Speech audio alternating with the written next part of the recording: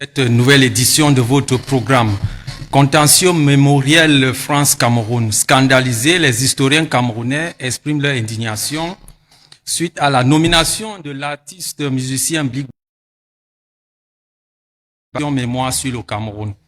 Ils l'ont fait savoir à travers un communiqué de presse rendu public récemment au moment où le président français Emmanuel Macron est en visite en Afrique centrale, notamment dans 4 pays, à savoir le Gabon, la République démocratique du Congo, l'Angola et le Congo. Que recherche donc Emmanuel Macron à travers cette tournée africaine pour analyser, décrypter, comprendre et faire comprendre les jeux et enjeux de ces faits majeurs d'actualité? Nous recevons nos invités qui sont sur ce plateau.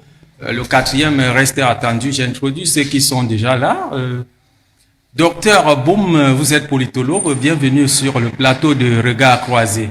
Bon après-midi à vous. Bon après-midi à mes co-panélistes et merci de m'inviter dans ce beau spectacle, parce que c'est comme ça que je le considère. Bon après-midi à tout le monde et j'espère que nous aurons de bons échanges. Oui. J'introduis le prochain, Jean Sim. Vous êtes analyste politique, vous êtes de la société civile. Bienvenue sur le plateau de Regard Croisé. Merci pour l'invitation, mes co-panélistes, et j'espère que nous serons à la hauteur des attentes de vos millions de téléspectateurs. Francis Simeux, vous êtes expert en gouvernance, vous êtes un habitué de ce plateau. Bienvenue sur le plateau de Regard Croisé. Bonsoir Joël, bonsoir chers co-panélistes, bonsoir à nos multiples téléspectateurs. Nous sommes toujours très ravis de faire partie de ces échanges, de ce débat, de ce choc d'idées. Et nous espérons que pour cette soirée, nous serons à la hauteur des attentes. Merci. Oui, et le 4e invité est déjà dans les couloirs. D'un moment à l'autre, il va occuper son siège. Mais j'introduis le zapping de ces programmes concernant les 34 exclus du SDF. Alors, à chaud comme ça, Francis Simeux, comment analysez-vous cette actualité au sein du SDF? Alors, cela ne peut pas me surprendre parce que de plus en plus, on ressentait un bouillonnement au sein de ce parti politique.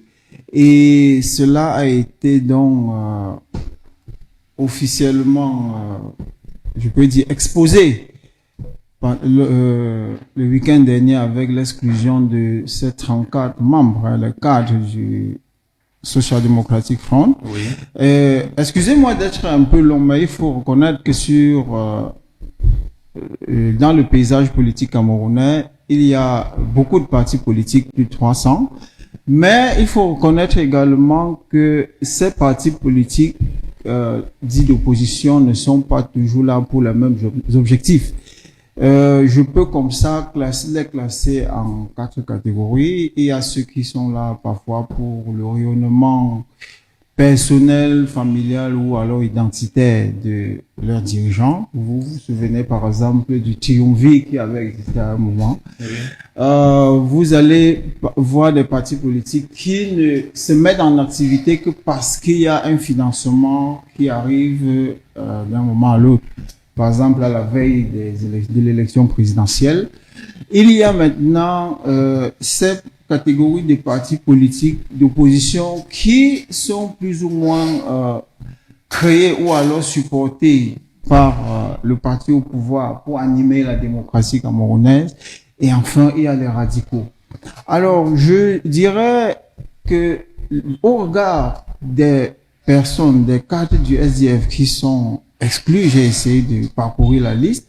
Il y a beaucoup de militants de la première heure. Je pense là à monsieur Étienne Sonkin qui a été maire de Tchang sous la bannière du SDF. Je pense à monsieur Évariste Popossi-Foto. Je pense comme ça à des gens comme Jean Toumelou qui a été ancien secrétaire général, qui a été secrétaire général, président du groupe SDF au Sénat. Monsieur Paul Chachouang, je pense comme ça à ceux qui ont une certaine légitimité. Parmi eux, il y a beaucoup d'élus. Je pense là au maire de la commune de Bafoussam Premier. Ça veut dire que monsieur l'honorable Jean-Michel Niché, c'est des gens qui ont encore une certaine légitimité sur le terrain. Oui, alors, si aujourd'hui on les exclut question de discipline, ça veut dire qu'il y a un problème. Oui. Je préfère m'arrêter là. Alors, donc, Jean Boum, il a reproché d'avoir agi en violation des statuts et règlements du parti. Vous savez, le chairman et le bureau qui est censé présider les décisions pour le règlement de tout litige à l'intérieur du parti et de même penser la stratégie du parti, qui est le NEC. Oui. Il va sans dire que il y a eu forcément un constat. Beaucoup de personnes parlent de passage à force. Bon, moi, je me dis ici que, vous savez, au sein de toute famille, il y a des problèmes. Et tout n'a pas commencé seulement avec ce qu'on est en train de voir là actuellement. Tout n'a pas commencé avec cette exclusion. Ça a commencé bien avant. Entre les remous qu'on avait constatés entre ces deux grandes figures de proue qu'on avait ces derniers temps-ci au sein du SDF, notamment l'honorable Joshua aussi et l'honorable Nietzsche. On avait remarqué que les deux étaient vraiment les figures de proue à l'heure actuellement, sur tout ce que vous pouvez voir concernant le SDF. Et moi, j'ai un peu plutôt l'impression que petit à petit, il y a eu le camp qui est beaucoup plus proche de l'idéologie du chairman. Oui. Et de l'autre côté, il y a une tendance que moi je peux appeler plutôt des réformistes. Des gens qui voudraient que le parti puisse évoluer avec une nouvelle approche de la politique.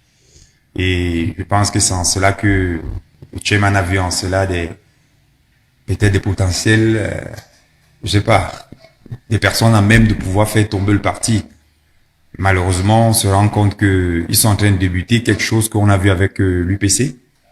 Et je serais pas trop surpris que dans les années à venir, ça devient encore plus accentué avec d'autres personnes qui vont encore sortir de l'ombre pour dire peut-être qu'ils ne sont pas d'accord avec telle ou telle décision. Oui. Espérons juste que, à la fin de la journée, c'est les militants qui ne vont pas en pâtir. C'est ce qu'il faut espérer. Mais pour le moment, c'est que il y a vraiment des tendances et l'attitude du fondateur charismatique, chairman, ça nous montre un peu, moi je peux le dire, qu'il y a eu un parti pris. Donc, oui.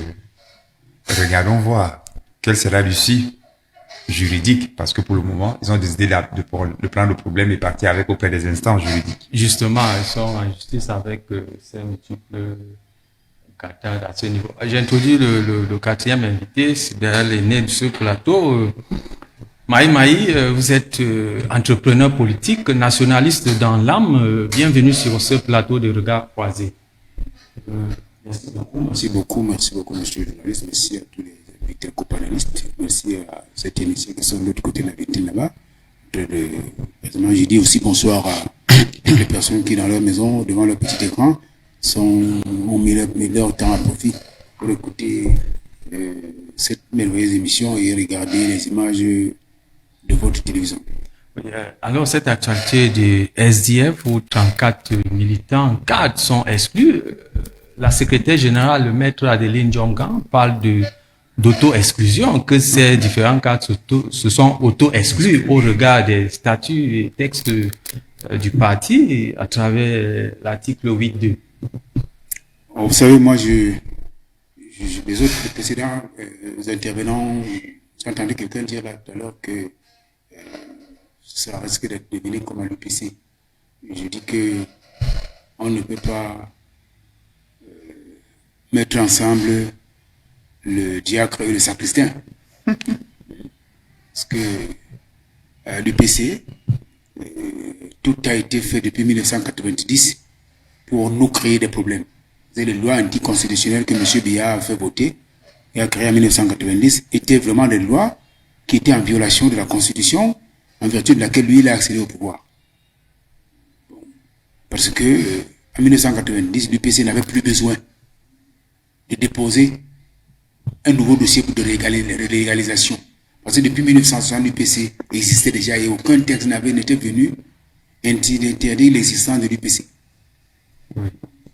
La preuve, c'est que le RDPC n'a pas eu envie de déposer un nouveau dossier en 1990. Donc, ce qui se passe à l'UPC est vraiment particulier. Bon, maintenant, pour le SDF, revenons-en. Oui. Vous savez, moi, j'ai une très mauvaise image de ce parti. Ah bon? Oui, parce que je l'ai vu naître. J'ai une très, très mauvaise image de ce parti. Je vais me justifier pour que les téléspectateurs ne me prennent pas au dépourvu. Nous sommes en 1991, pendant les années chaudes. Nous sommes encore de jeunes. Nous sommes en train de nous battre pour imposer la démocratie au régime fantoche qui est toujours en place à Yaoundé. Et puis le 15 juillet 1991, l'UPC organise ici à Yaoundé ce qu'on appelait la séance de la coordination des partis d'opposition et des associations. Donc, Amélie Biele a la direction de son parti à Tchingawa au niveau de Kansik. Je crois que c'était appelé l'UFDC. Bon.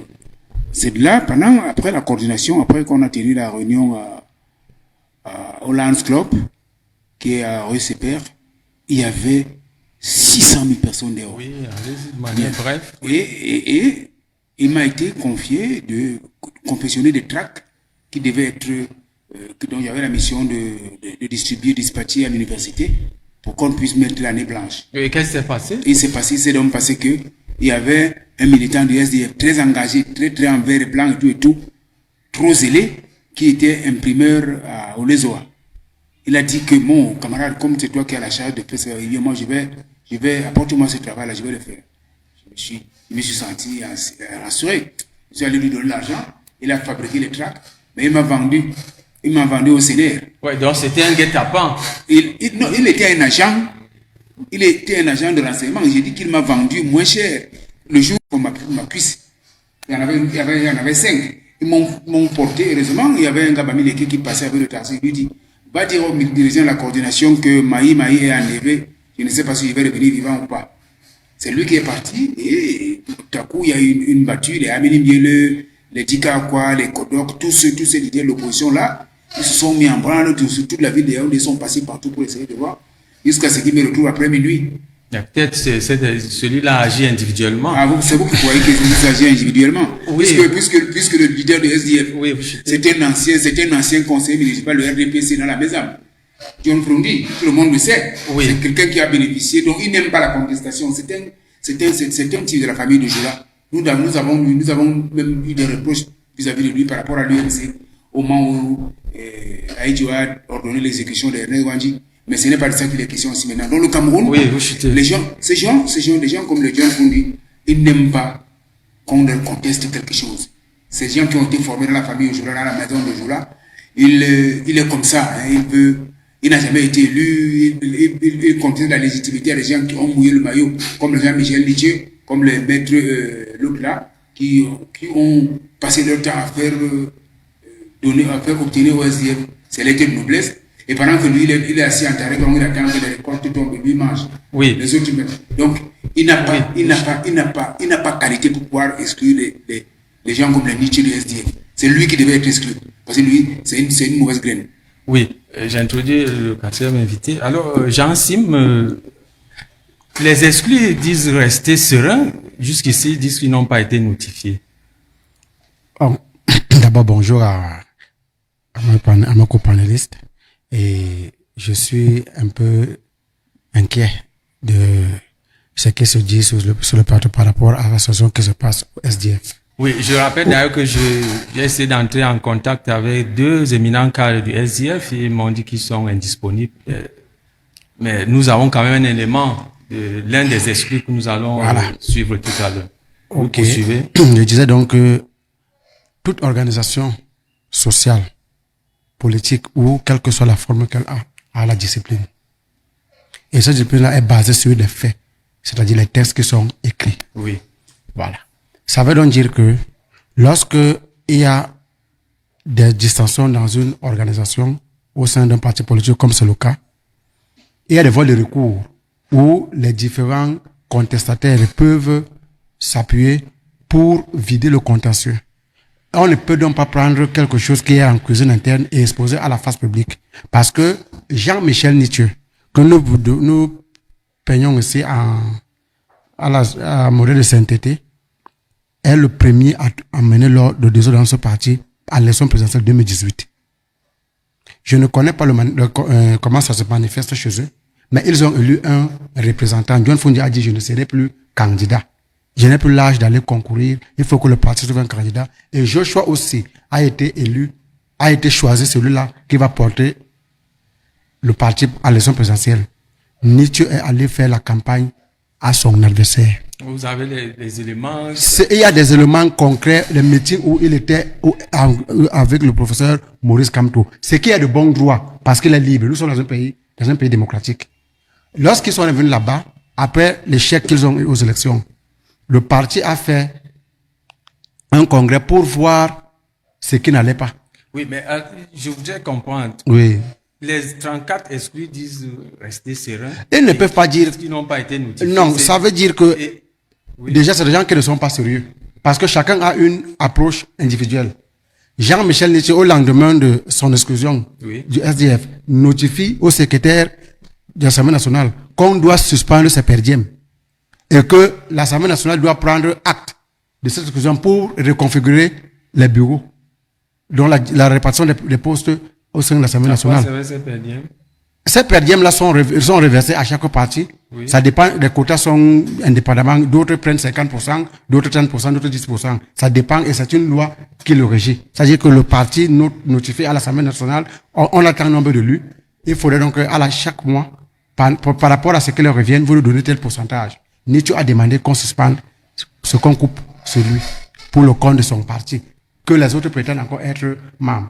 Et au demeurant, on oublie que c'est eux qui ont attaqué le parti en justice. Alors, John Fundi étant attaqué en justice, ne pouvait que se défendre. Et ils s'appuient quoi? Sur leur loi, leur règlement intérieur qui prévoit que on peut être exclu si et seulement si on a des accointances qui tendent à mettre la vie du parti en péril. Le fameux article 8.2. Donc, moi je pense que les 34 membres sont exclus du SDF. Ils sont exclus. Alors, s'ils peuvent revenir, parce que parmi ceux qui ont exclus, là, il y a des anciens qui sont revenus. Je parle, il y a un certain Avom, là, qui était régional du centre, je pense. Il a été exclu 2 fois. Donc, c'est la 3e exclusion de ce parti. Vous voulez parler de la Loïs Parfum?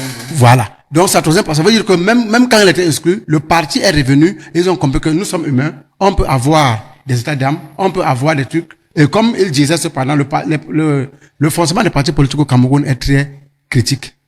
Et le SDF ne peut plus s'adapter, ou bien n'a pas trouvé de moyens de s'adapter au vu de la configuration actuelle. Je ferai là allusion à... Oui, on y revient.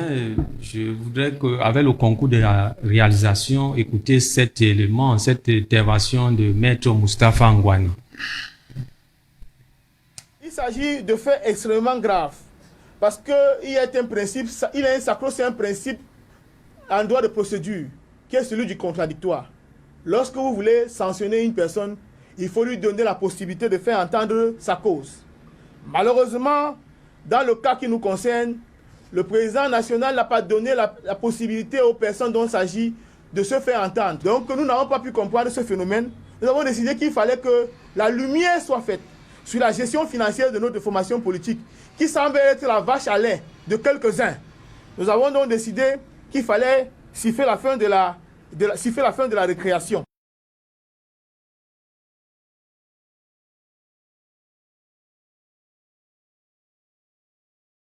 Pangwana, l'un des membres des 37 cadres qui sont exclus du SDF. Alors, Francis Sumer, votre réaction,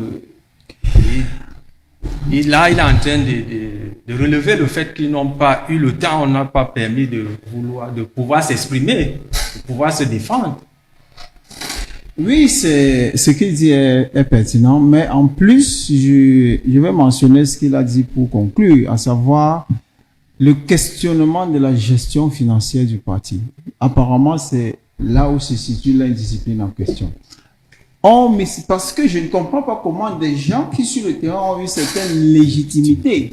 Il y a des maires, je pense par exemple au maire de Bafoussam Ier. J'étais là, pas que quelqu'un m'a raconté, le préfet de la MIFI les félicitait par rapport à leurs compétences sur le terrain. Et au niveau de la ville de Bafoussam où j'ai eu à travailler, il y a beaucoup d'OSC qui encourage, qui félicite beaucoup l'exécutif communal de la mairie de Bafoussam Premier. Alors, je veux également dire que Oui. le fait, pour moi, à quelques mois des élections législatives et municipales, d'exclure des gens qui ont une légitimité sur le terrain, ça veut dire qu'il y a problème. Ça veut dire qu'il y a problème parce que c'est vraiment un acte qui met la vie du parti en péril. Parce que rien ne vous garantit qu'en remplaçant ces cadres sur le terrain, ils pourront avoir la même confiance de l'électorat. Voilà où je peux m'arrêter pour le moment. Docteur Boum, le G27, faisant partie des 34 membres qui ont été exclus, il reproche entre autres la distraction de près de 90 millions de francs CFA, c'est-à-dire cette somme qui devait être décaissée pour confectionner les listes pour les sénatoriales du 12 mars prochain. C'est dit que c'est réellement une crise profonde. Là, on parle d'argent. Vous savez, l'argent, c'est le nerf des guerres. Curieusement, je vais vraiment aller dans le même sens que mes copanélistes d'en face. Vous savez, personnellement, je n'aime pas trop quand le linge sale se lave au vu, au su de tout le monde. Surtout avec tout ce qui existe aujourd'hui comme moyen de communication.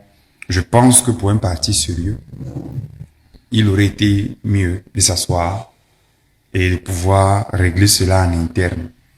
Le fait que cela sorte montre qu'il y a un mal profond. 2, certaines personnes voudraient, par cette action-là, dénoncer quelque chose. Vous savez, ce n'est pas aujourd'hui qu'on a commencé à parler du chairman comme étant quelqu'un qui s'accroche à sa position, à sa posture. Maintes fois, on a même eu à lui mettre sur une échelle de défi où on disait, mais vous dites tous les jours que l'alternance, le chef de l'État, il ne part pas, mais vous partirez quand du parti. Et il disait tous les jours, le SDF avait été mis sur pied pour pouvoir, lui, survivre lui. Parce que le SDF ne doit pas se limiter à Monsieur Fundi. Et comme le disait mon copanéliste, vous savez, quand vous avez eu à battre campagne sur le terrain et que les gens ont vu votre programme, vous avez mené des actions claires qu'on a pu apprécier. C'est difficile de venir derrière et de dire, par exemple, aux gens, tout simplement que tel est exclu. C'est pour ça que ça repart avec ce que je vous disais plus tôt. Oui. Vous allez forcément créer dans la tête des électeurs un doute. Et je suis sûr que le vainqueur au bout de ceci ne sera pas le SDF. Ils vont créer des espaces qui ont d'abord été déjà créés par les circonstances que le Cameroun vit actuellement, la guerre dans le Nozo, et le parti a considérablement perdu tout le travail qu'ils ont abattu et ils ont pu avoir entre la fin des années 90 et la période de 2008. Le nombre de députés a chuté, beaucoup d'éléments font qu'aujourd'hui le SDF est beaucoup plus là en termes de quelqu'un qui a dans le passé fait ses faits d'armes. C'est ce qui parle pour lui actuellement. Oui. Et sur le front, vous allez voir que l'espace qu'ils vont créer vont permettre à d'autres. En plus, en fait, moi, je vais même vous dire mon idée profonde. Quelque part, ça m'arrange. Ah bon? Oui.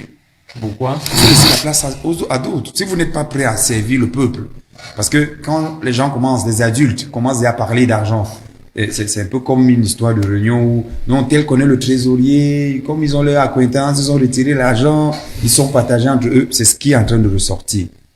Maï, les exclus réclament, entre autres, une désignation d'un expert comptable pour pouvoir auditer les comptes du parti. C'est dit que le mal est profond. Mais les présumés exclus, parce que moi je ne les considère pas comme exclus, les présumés exclus doivent être traités comme des citoyens. Un parti politique doit prévoir de voies de recours. D'accord? Lorsqu'il y a un conflit comme celui-là, qui n'est plus là, qui est maintenant dans le public. Il faut que les personnes qui sont interpellées aient la possibilité de se justifier. Oui. Et par rapport à l'argent, eh bien parlons-en.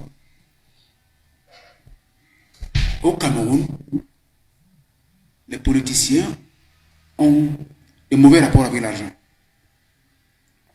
Très très mauvais rapport avec l'argent. Et je suis convaincu d'une chose, c'est que Ni John Fundi n'est pas exclu de cette gamme de politiciens-là. Lui, il n'a jamais été dans les élections de base. Les autres mouillent le maillot, ils se font élire et tout. Et lui, assis dans son royaume en Tarekon, si vous entrez dans sa concession, vous voyez la nourriture qui entre chez lui. Je parle en termes de niam, de plantain, de macabo, de tout ce que vous pouvez imaginer. Ça vient de partout. Il n'achète rien. L'argent que les députés bossent ou mouillent le maillot, ça passe pour majorité par lui. Lui, il a le droit de se payer des billets d'avion pour les États-Unis, il peut aller partout. Il peut se payer le luxe de faire ce qu'il veut. Mais lui, il n'apporte rien concrètement par rapport au parti. Mais lui, il est le chairman. Les Nietzsche mouillent le maillot, ils travaillent. Tout ce monde-là travaille. Lui, il est là, il est assis, il est le chairman. Parce qu'il a dit, il y a Moscou. De mensonges. Ce monsieur, s'il faut faire un audit financier de SDF, oui, je suis certain qu'il va aller en prison. Parce que ce n'est pas que ça ce n'est que la goutte d'eau qui a fait border le vase. Si le cadre de SDF vous parle, parce que moi je suis allé jusqu'en Tarekon, chez lui pour voir exactement comment ça se passe là-bas. Quand je vous parle des camions de nourriture qui entrent, je ne vous parle pas que quelqu'un m'a dit. Je vous parle parce que moi j'ai vécu ça de mes yeux. Donc, donc je dis que John Fundi, l'audit là ne doit pas seulement concerner les 90 millions que les présumés exclus qu'il dit là. Hein? Donc ils font allusion maintenant. S'il doit avoir un audit, on doit avoir un audit sur une trentaine d'années par rapport à tous les financements que l'État a versé au SDF. D'accord. Parce que je sais que John Fundi là, c'est quelqu'un qui a un très mauvais rapport avec l'argent. J'enseigne. Les 34 exclus disent ne pas quitter la barque. C'est-à-dire qu'ils veulent toujours continuer à militer. Ils sont de mauvaise foi. Ils sont de mauvaise foi? Oui. Parce que lorsqu'il y a un problème, il faut qu'on sache que les responsabilités sont toujours partagées. Quand un problème naît, je peux être à l'origine du problème, mais la réaction de l'autre devient aussi une cause, ou bien un vecteur pour annihiler. Comment je veux dire, pour apporter d'autres éléments dans le problème. Ces gars qui sont exclus, il faut qu'on revienne au fait. Lorsque le SDF sort de l'élection présidentielle, il y a conflit entre Joshua aussi et les deux honorables, Joshua aussi et Jean-Michel Nijo, sur la structure du chairman. Parce que le chairman dit clairement qu'il n'est plus candidat à l'élection présidentielle et qu'ils ont le congrès en fin de 2023, c'est qu'il va laisser le parti. Il l'a clairement dit. En 2018. Lorsqu'il fallait inverser le candidat, il l'a dit clairement. Maintenant, lorsqu'il ressort dans l'élection présidentielle, où Nietzsche a soutenu le candidat Kamtou, parce qu'il faut que le Camerounais soient honnêtes. Il revient contester Jean-Michel Nietzsche, où il a même écrit que Nietzsche est exclu de la coordination régionale du littoral. Il l'a exclu. Donc, individuellement, il exclut quelqu'un qui est membre du NEC. Non, il faut que nous soyons honnêtes. Parce que c'est là où commence l'indiscipline. Le parti, voyant donc que le combat, comme il a dit mon frère, que le combat est dans la rue, John Fundi rappelle ses cadres. Ils vont à une convention ici à Yaoundé. Lorsqu'ils sortent de la convention, John Fundi prend la décision pour nommer d'autres coordinateurs régionaux qu'ils vont contester. Vous contestez donc les gens qui sont élus, qui sont à la place où vous allez vous plaindre. C'est comme les militants du MSC qui contestent le régime et les gens qui sont là, c'est là-bas qu'ils vont se plaindre. Il faut que nous soyons honnêtes. Toutes les partis politiques au Cameroun ont des problèmes. D'accord. Je voulais jeter sur quelque chose par rapport à ce que dit mon copanéliste d'en face. Si on n'a pas fait l'audit de SDF, Jean-Michel Nijo ne sera pas exclu dans cet audit parce qu'il a perçu pendant près de 2 ou 3 législatures des fonds comme micro-projet. Hein? Je ne sais pas si quelqu'un parmi nous connaît un micro-projet que Jean-Michel Nijo a élu là où il est député. Là, Nietzsche, c'est une autre Nietzsche ne va pas. Non, mais vous Nietzsche pensez ne va pas. c'est aussi l'accord Nietzsche ne va du pas. parti. Nietzsche ne va pas. Il ne va pas amener. Je pense le que, financement des moi je pense que, On sort de Voilà. ce, oui, je sors de on ça. sort de ce zapping. Jean-Michel Nietzsche ne veut pas. Maï, Le Maï, travail on sort de que zapping. Nietzsche a abattu. Jean-Michel Nietzsche a abattu un travail qu'il a fini par Jean Sim. Le saboter. travail que Nietzsche a, On sort de ce l'honorable zapping. Nietzsche a abattu par rapport au SDF. Maï. Je ne vois pas beaucoup de cadres qui l'ont fait. Parce que moi, j'ai vendu les cartons rouges. Oui, on ne Moi, j'ai peut vendu les pas. cartons rouges Ça que c'est Nietzsche la, fabriquait. ça c'est la lutte. Ça c'est la lutte. Sim, Lorsque ça va? lorsque le parti. Non, non, non, non. Si c'est un plan pour mettre Nietzsche à côté, parce que on va, ils peuvent Nietzsche avoir- joue un mauvais rôle. Écoutez, Non. Francis Souma a la parole. Francis Souma, alors, est-ce que cette situation peut faire imploser le parti? Est-ce qu'on peut sortir de là? Le parti va s'en sortir? Quel avenir? Alors, Ça va, je cette pense- situation va l'affaiblir davantage. Nous savons que la guerre du Nozo l'a affaibli. Et c'est il y a d'abord la guerre du Nozo qui, qu'on l'accepte ou qu'on de le manière dit brève, oui. Comment pas, voyez-vous cela? a fait éclater l'électorat du parti parce Oui. que beaucoup d'élus locaux du SDF étaient notamment dans le nord-ouest.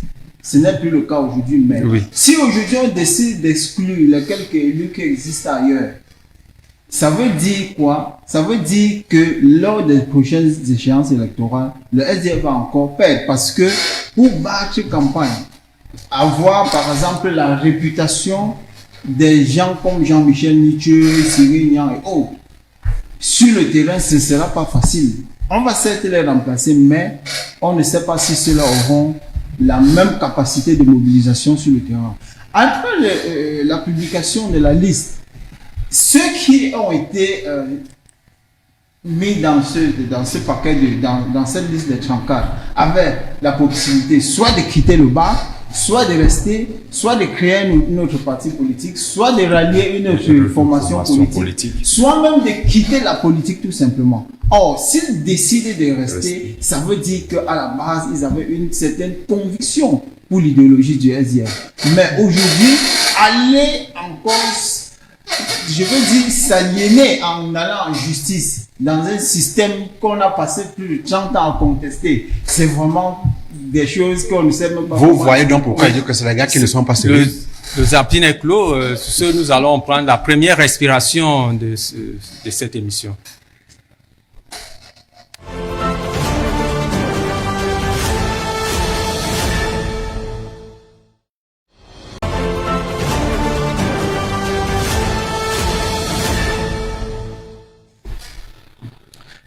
Retour sur le plateau de regard croisé après cette respiration pour prendre la première thématique concernant le contentieux mémoriel France-Cameroun. Alors, la société d'historiens camerounais est montée au créneau, dénonçant la nomination de certaines personnes qui vont constituer la commission, qui va essayer un peu de travailler sur la mémoire des indépendances avant et après. Alors, Maï, je vous donne la parole. Comment analysez-vous cette sortie de la Société des historiens camerounais qui s'indigne de la nomination de Bli Passi, pour ne pas le nommer, Bli Passi comme l'un des co-directeurs chargés du volet artistique et culturel de cette commission?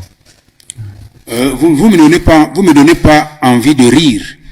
Vous me donnez l'occasion vraiment de rire à gorge déployée et de dire c'est bien fait pour eux. Parce que ces gens-là, Oui. ces historiens du régime Ojola là, qui ont eu leur diplôme en faisant le kilave du régime, en écrivant l'histoire à la vision de Fingon. Donc, ils n'étaient pas sincères. Ils ne sont pas sincères. Depuis 65 ans, ils savent qu'il y a une arnaque qui a été faite au Cameroun contre les nationalistes.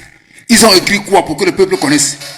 La seule personne qui s'aventure dedans, c'est un homme Yomese, qui dit Ahidjo, le limogène de Amadou Ahidjo. Personne de ces historiens de Pakoti ne nous a jamais dit qu'Ahidjo a été limogé. Ils savent pourtant qu'Ahidjo a été limogé. Ahidjo n'a jamais démissionné. Ils savent comment ils font pour ne pas connaître que. Je n'ai jamais vu l'un d'entre eux écrire, sortir un livre sur les événements de Ngabé de 1961 avec un courte-cuisse qui est un prêtre pédophile français, un aumônier militaire, qui empoisonne les chrétiens avec le thallium dans les pots de vin de messe et avec la communion. Il fallait que nous, on décapite Tian Courte-Cuisse en réaction à ce qu'il a tué notre grand chef. Hein? Et qu'on le décapite et qu'on l'enterre chez moi là, à Saint-André. Ils étaient où pour aller chercher ça? Ils devaient écrire ça. C'est eux qui avaient la mission d'écrire pour éclairer la lanterne de la génération que vous êtes. Oui. Ils n'ont jamais rien fait. Ils étaient où pour écrire sur la décapitation de Hossein Dafana à Djoum et le transport de son crâne à Yaoundé, alors que le reste du corps est enterré là-bas, en Délélé. Ils étaient où? Ils n'ont jamais été là. Oui. Alors c'est bien fait pour eux, parce qu'ils sont les historiens du régime néocolonial, les fantoches de Yaoundé. D'accord? Le fait que Blik Bassi ait été, entre autres, n'est-ce pas, désigné pour co-présider cette commission, ne lui donne pas le droit de travailler seul.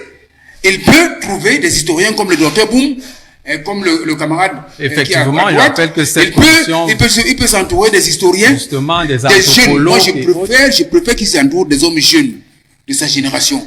Tu comprends? Ou un peu plus. Parce que vous, de cette génération, vous avez la hargne de savoir ce qui s'est passé. Les autres là, les abois là, ce sont des gens qui ont travaillé avec le régime et qui ont la tendance à vouloir couvrir, on veut cacher certaines choses pour essayer de... On sait que c'est un meurtrier. Hein? Ils sont encore là. Beaucoup applaudissent un type comme le préfet Nseke qui a plombé le wagon qui devait transporter les UPCistes de la gare de Silep à Douala pour Yaoundé. Le préfet Nseke a plombé le train, le wagon. Ils n'ont jamais rien dit. D'accord? Pendant qu'il plombe le wagon, notre président, le vrai, Ernest Ouandji, lui, il prend une position pendant qu'il est dans le maquis. D'accord? Pour dénoncer ce qu'il a fait. Et estimer que c'est un crime contre l'humanité. Il y a tellement de crimes contre l'humanité comme ça que les historiens camerounais n'ont rien dit. Ils n'ont rien fait. Pendant très longtemps, ils n'ont rien fait. Je dis que c'est bien fait pour eux parce que eux, ils sont dans la logique. Ils sont dans la logique de la gestion de l'argent qui va tourner autour de cette commission-là. Mais il ne s'agit pas de ça. C'est compris. Il s'agit de dire la vérité. Parce que il y a les derniers Mohicans de cette période qui sont encore en vie. Beaucoup d'entre eux connaissent, ils ont vécu certaines situations.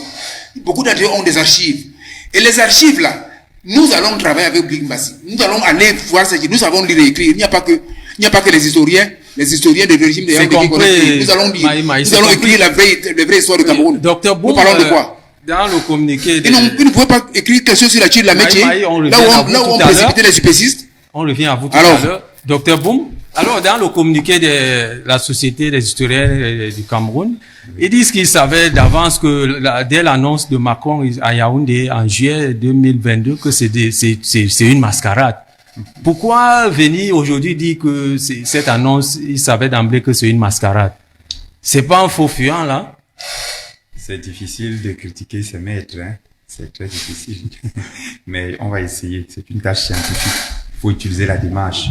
L'historien, c'est typiquement quelqu'un qui obéit à une démarche pour pouvoir aboutir à quoi? Faire parler les faits. Ce qu'on cherche ici, c'est la vérité. Justement, historique. Une démarche dialectique, oui, allez-y. Exactement. Oui. Vous savez, moi, je vais vous prendre 2 cas de figure, mais je vais aller rapidement. Allez-y. C'est un peu comme si quelqu'un se donne le droit de, par exemple, organiser son tournoi. Vous acceptez de venir jouer dans son tournoi. Quand vous arrivez, vous commencez à trouver que tel élément dans le tournoi là ne m'arrange pas. Vraiment, vous savez, la personne serait à même et tentée de vous dire, mais si vous avez fait votre propre tournoi, moi je vous appelais dans le mien, si vous trouvez qu'il est défectueux. L'idée, même lorsqu'on parle de la commission Bidoumpad qui avait essayé de réfléchir sur comment rédiger l'histoire générale du Cameroun. Même là, nos maîtres de la société d'histoire, c'était plein. Il y avait beaucoup qui avaient trouvé que l'approche des gens sélectionnés par la commission, vraiment, ce n'est pas ça. Il faut des anthropologues, il faut des sociologues, il faut des géographes, on avait quelque chose à dire. Parce que pour rédiger l'histoire du Cameroun, il faut vraiment aller en profondeur. Il faut prendre de tout bord.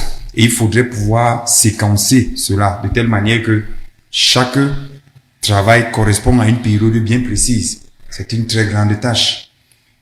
Moi, Blik Mbassi, comme je l'ai dit, c'est un aîné, en même temps un ami. Donc, je ne saurais pas comment tirer sur lui, pas par rapport à ça, parce que, vous savez, on n'a pas besoin d'être forcément historien pour jouer son rôle au sein du Cameroun. Mais est-ce que son profil, est-ce que non, il y a à redire sur son profil? Bon, les profils là, c'est les histoires de vos diplomites. C'est les diplomites du Cameroun. Pourquoi on estime que quand on n'a pas de diplôme, on n'a droit à rien. Son choix fait jaser.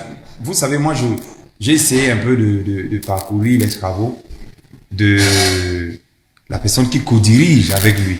Oui, l'historien.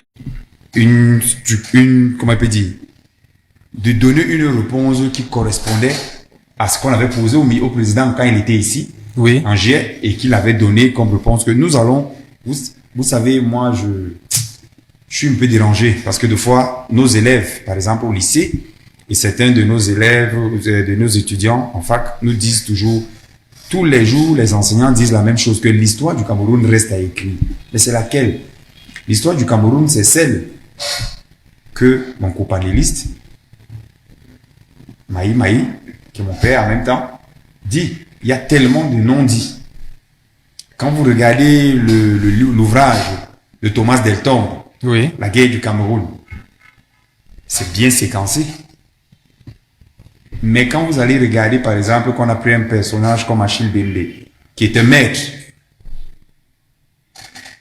il a essayé de coordonner ces travaux. Ces travaux-là, peut-être d'autres vont dire que ça ne relate pas tout. Et sur ce livre, typiquement, parce que je voulais reprendre ce même livre pour essayer de rebondir et sortir de là, le professeur Daniel Abois, parmi ces éléments qui ont travaillé sur ce livre, il y avait des gens que lui-même il a eu encadrés. Même cette Karine Raimondi, lors de la soutenance de sa thèse, il y a Daniel Abois dans le jury. Donc, c'est pour dire, en fait, je me dis que mes maîtres se plaignent peut-être du fait qu'ils auraient voulu que ce soit plus coloré, des personnes qui ont pour profession de base historienne. Oui. C'est un métier très sérieux. Oui. Il ne suffit pas, excusez-moi s'il vous plaît, je vais sortir. Il ne suffit pas d'être professeur d'histoire. Ça ne fait pas de vous un historien. Non. Le professeur d'histoire n'est pas historien. D'accord. Il faut rédiger, publier, faire des symposiums, faire tout ce que vous pouvez imaginer pour faire connaître aux gens le fruit de vos recherches. C'est ça, l'historien. L'historien n'est pas forcément celui qui l'enseigne. Il ne faut pas qu'on fasse l'amalgame parce que c'est ce que nos mêmes professeurs eux-mêmes nous disaient, que n'est pas historien celui qui est enseignant d'histoire. Oui. Alors, Francis, dans cette sortie de la Société des historiens camerounais, ils disent que avec ou sans le concours de la France, l'histoire du Cameroun va s'écrire, mais finalement, on ne comprend pas. C'est du chantage intellectuel. Moi, je pense que la décision de Macron, du président français, fait jaser parce que ça donne l'impression d'être une initiative, même si c'est unilatérale, même si elle a été demandée. Mais je pense pour ma part qu'il aurait été mieux pour la partie française de proposer des gens et à la partie camerounaise de proposer des gens. Je rappelle qu'en Algérie, c'est ce qui s'est passé. Oui, je suis très d'accord avec vous, sauf que très souvent, on va avoir affaire à des gens qui vont vouloir faire un travail pour plaire. Et on se retrouvera à la case départ. Pour moi, on met des gens comme Monsieur, par exemple, oui, qui écrivent sur des thématiques très profondes de l'histoire du Cameroun. Beaucoup de choses que j'ai aussi eues sur la guerre d'indépendance au Cameroun, par exemple, sont souvent venus de l'extérieur ou alors des récits que des témoins vivants de cette période m'ont relaté, par exemple. Je pense au documentaire Autopsie d'une indépendance. Ça, beaucoup de gens n'ont pas eu ça, mais c'était très profond. C'est là, par exemple, que pour la première fois, j'ai entendu parler du napalm qui a été utilisé à l'Ouest. Oui. Et c'est au cours d'un voyage pour Bamenda que quelqu'un m'a montré les chutes de la mer dont il parlait en disant que c'est ici qu'on précipitait les nationalistes. Mais dans les livres d'histoire, est-ce qu'on en parle? Qui a écrit ces livres d'histoire? C'est ceux qui disent là qu'on n'aura pas recours à eux. Je rappelle que la société camerounaise est devenue biaisée à un moment où, à un niveau où on ne sait même pas. Parfois, quand les gens qui sont dotés d'une certaine responsabilité parlent, on a toujours le doute. Ces gens disent qu'ils ont écrit. Il attendait que la France nomme 2 personnes pour qu'ils nous disent qu'ils ont écrit. Qui connaît leur biais d'écriture, quelque part, que voilà le travail qu'ils ont commencé, ne serait-ce que la substance de ce qu'ils ont fait. Le président Pobialé les a demandé d'écrire l'histoire du Cameroun. Ils n'ont pas pu. Pourquoi? Parce que, comme disait le père, le campagnariste d'en face, ils veulent plaire à certaines personnes. Aujourd'hui, leur combat, ce n'est pas d'écrire l'histoire du Cameroun. Leur combat, c'est de contester la présence de M. Blimbassi comme étant coordinateur de ce programme-là. Et voilà ce que Blimbassi écrit. La commission mixte pluridisciplinaire que je co-dirige avec Karine Raymondi est inédite. Car en plus du volet historique et scientifique composé de chercheurs, historiens camerounais et français qu'elle dirigera, il y aura un volet patrimonial, culturel, artistique que je vais diriger.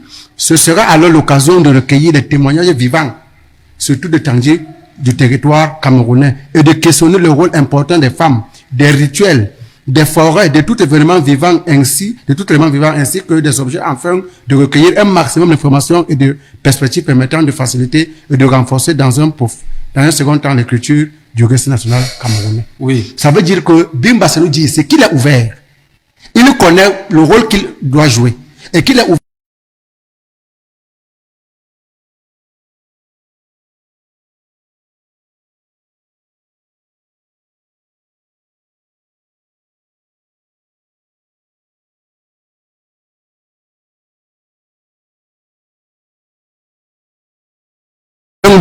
Sur le Cameroun. Ça veut dire que c'est des gens qui ne sont pas historiens de formation, mais qui, à travers des recherches, à travers des vécus, à travers des enquêtes qu'ils ont menées, ils ont une certaine compréhension et ils se sont permis une liberté de ton de parler de l'histoire du Cameroun.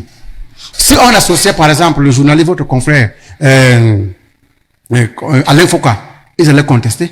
Ils sont là dans un processus de valorisation de tout objectif. En réalité, ce qui l'intéresse, c'est la retombée financière qu'il y aura derrière cette histoire. Ce n'est pas l'écriture de l'histoire du Cameroun en tant que tel qui les intéresse, parce qu'ils ont eu la possibilité, même si à un moment donné, le Cameroun, il y avait un pouvoir, il y avait un non-dit, c'est-à-dire un tabou sur cette histoire-là. Mais aujourd'hui, avec l'avènement des communications modernes, telles que sociaux, on doit quand même commencer à savoir, à voir ces gens écrire. Ils ont cité des éminents professeurs, comme l'écrivain Mouyomese, qui, de manière ou d'une autre, se donnent la liberté de ton de dire, voilà à peu près ce qui s'est passé. Même s'il ne va pas au fond, mais ils nous montrent quand même les axes.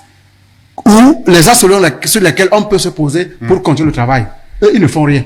Oui. Maï, pourquoi vouloir absolument impliquer la France dans notre histoire, la réécriture, ou bien l'écriture de notre histoire?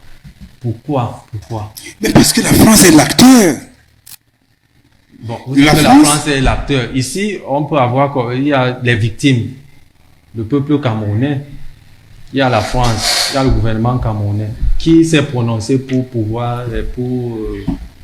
la restitution de l'histoire du Cameroun. Je vais vous dire la vérité. Hein. Oui. Le régime de Yaoundé qui est là et tout de là. Le régime là n'a pas intérêt que l'histoire du Cameroun s'écrive maintenant. Parce qu'eux-mêmes sont acteurs de toutes ces choses-là. Le régime en place n'a pas intérêt, mais... Ils ne veulent pas. Emmanuel Macron, en visite ici au Cameroun en juillet 2022, s'est prononcé solennellement. Mais oui, il n'a pas demandé de rapide. Hein. Il n'a pas demandé de la vie du régime de se prononcer comme ça. Mais ces choses-là se gèrent d'abord de manière diplomatique. C'est vous qui le croyez. Il y a des moments où tout le monde est mis au devant d'une situation que personne ne me dit, on aurait bien voulu que ça se passe un peu en cachette comme ça et tout ça. Et puis, dans ce cas, l'UPC a été demanderesse. Nous avons toujours demandé que le conflit Il y a un conflit historique entre la France et le Cameroun. Donc l'UPC est l'acteur principal. Et je vous dis, le régime des n'a pas intérêt que cette histoire soit écrite. Ils ne veulent pas que la vérité soit dite. Beaucoup d'entre eux croient qu'ils ont enseigné à leurs enfants que le Cameroun a commencé en 1982 avec Biya. Ils n'ont jamais eu le courage. Ils ne peuvent pas avoir le courage. Vous comprenez? Vous voulez dire que cette démarche, qui est annoncée, cette démarche leur est imposée par leur maître français.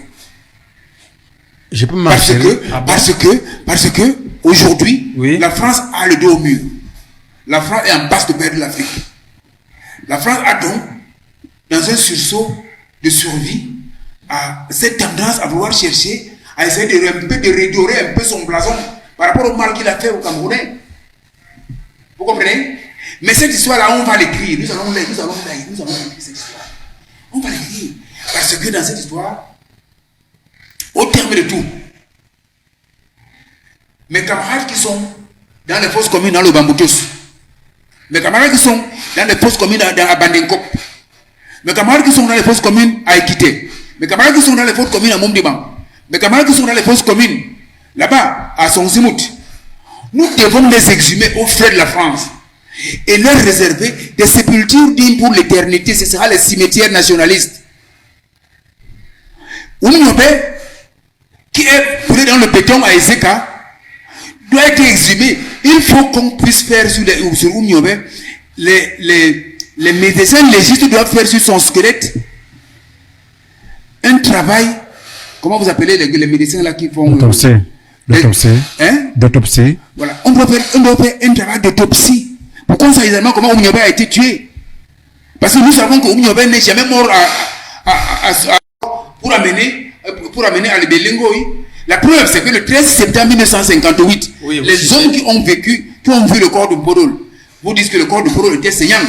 Alors que le corps de Yimbak était en décomposition avancée, comme on a vu le corps de Martinez Zogo. Ce qui veut dire que les dieux n'ont pas été institués au même moment. Et les historiens camerounais n'ont rien dit à propos. Ils n'ont rien dit parce qu'ils doivent plaire au régime de Yaoundé. Non.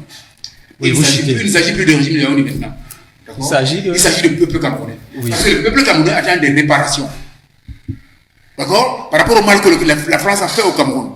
Le peuple camerounais doit avoir des réparations qui doivent bénéficier aux hommes de cette génération et aux hommes des générations futures. Oui. Alors, en plus de cela, en plus des indemnisations des familles qui ont sacrifié les meilleurs de leurs enfants. D'accord? Justement. Donc, que ces historiens-là, qui font la protestation là, arrêtent de gesticuler. Parce que, avec ou sans eux, nous sommes capables d'aider Blik Bassi et les jeunes qui vont être mis autour de cette commission à écrire l'histoire. Je connais beaucoup de gens à l'Ouest. Je connais beaucoup de camarades à l'Ouest qui sont perdus là-dedans. Je connais beaucoup de gens dans le Sud. Je connais beaucoup de gens dans l'extrême Nord. Beaucoup de personnes qui ont vécu dans leur chair. Ce que les gens sont en train de manger aujourd'hui avec la sardine et le pain, en train de se trémousser dans les meetings politiques, en faisant croire qu'ils sont les meilleurs. Ils sont rien du tout. C'est des gangs de professeurs, de professionnels que nous appelons, dans les maquis, nous appelons ça les fingons. On ne peut pas. Il n'était pas question que notre indépendance, après que nous soyons sacrifiés en perdre la facture de sang, que notre indépendance soit arrachée et remise à des collabos qui sont en train de piller le Cameroun jusqu'à aujourd'hui. Oui, c'est compris. Avec le concours de la réalisation, nous allons prendre cette interview de Vincent Sosten Fouda. Il est enseignant et il enseigne dans les grandes écoles canadiennes où il est établi de ce côté. Si l'élément est prêt, nous allons le prendre. Emmanuel Macron avait annoncé, si vous vous rappelez, le 26 juillet 2022, c'était à Yaoundé, qu'il allait mettre sur pied une commission pour faire la lumière sur ce qui s'est passé au Cameroun avec les forces d'occupation françaises, donc pendant la colonisation, mais aussi après l'indépendance. Et il avait appelé les historiens français et les historiens camerounais à travailler ensemble justement pour pouvoir faire la lumière, toute la lumière sur cette partie de notre histoire. Il y a donc quelques jours, il a nommé une brillante historienne française et un brillant artiste camerounais pour présider et coprésider cette commission. Seulement, les historiens camerounais malheureusement, trouve que le compte n'y est pas. Alors, pourquoi? Il faut rappeler que tant que l'histoire des pays comme le Cameroun est écrite par ceux-là même qui sont mis en accusation, il y aura toujours des doutes de sincérité.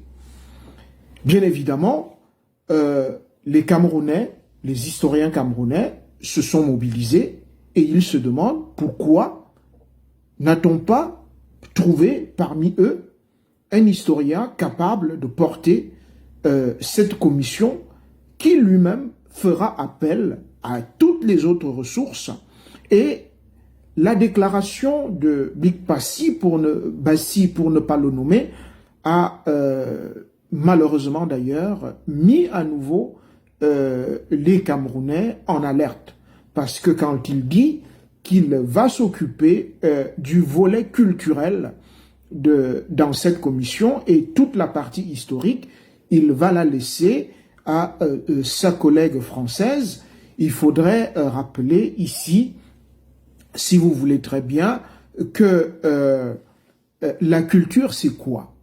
La culture, c'est un ensemble de traits distinctifs, spirituels, intellectuels, qui caractérisent, si vous voulez, un groupe social ou une société. Or, ici, les Camerounais disent justement avoir été spoliés de ce manteau culturel qui fait leur identité et pendant cette période qui est mise en accusation. Et donc, on ne pourrait pas, malheureusement, s'occuper d'un volet dont les Camerounais estiment avoir été spoliés sans avoir au préalable creusé pour essayer justement de rétablir la vérité, pour essayer justement de creuser et de voir plus clair, afin justement que les artistes, les peintres, les musiciens, tout le monde puisse donc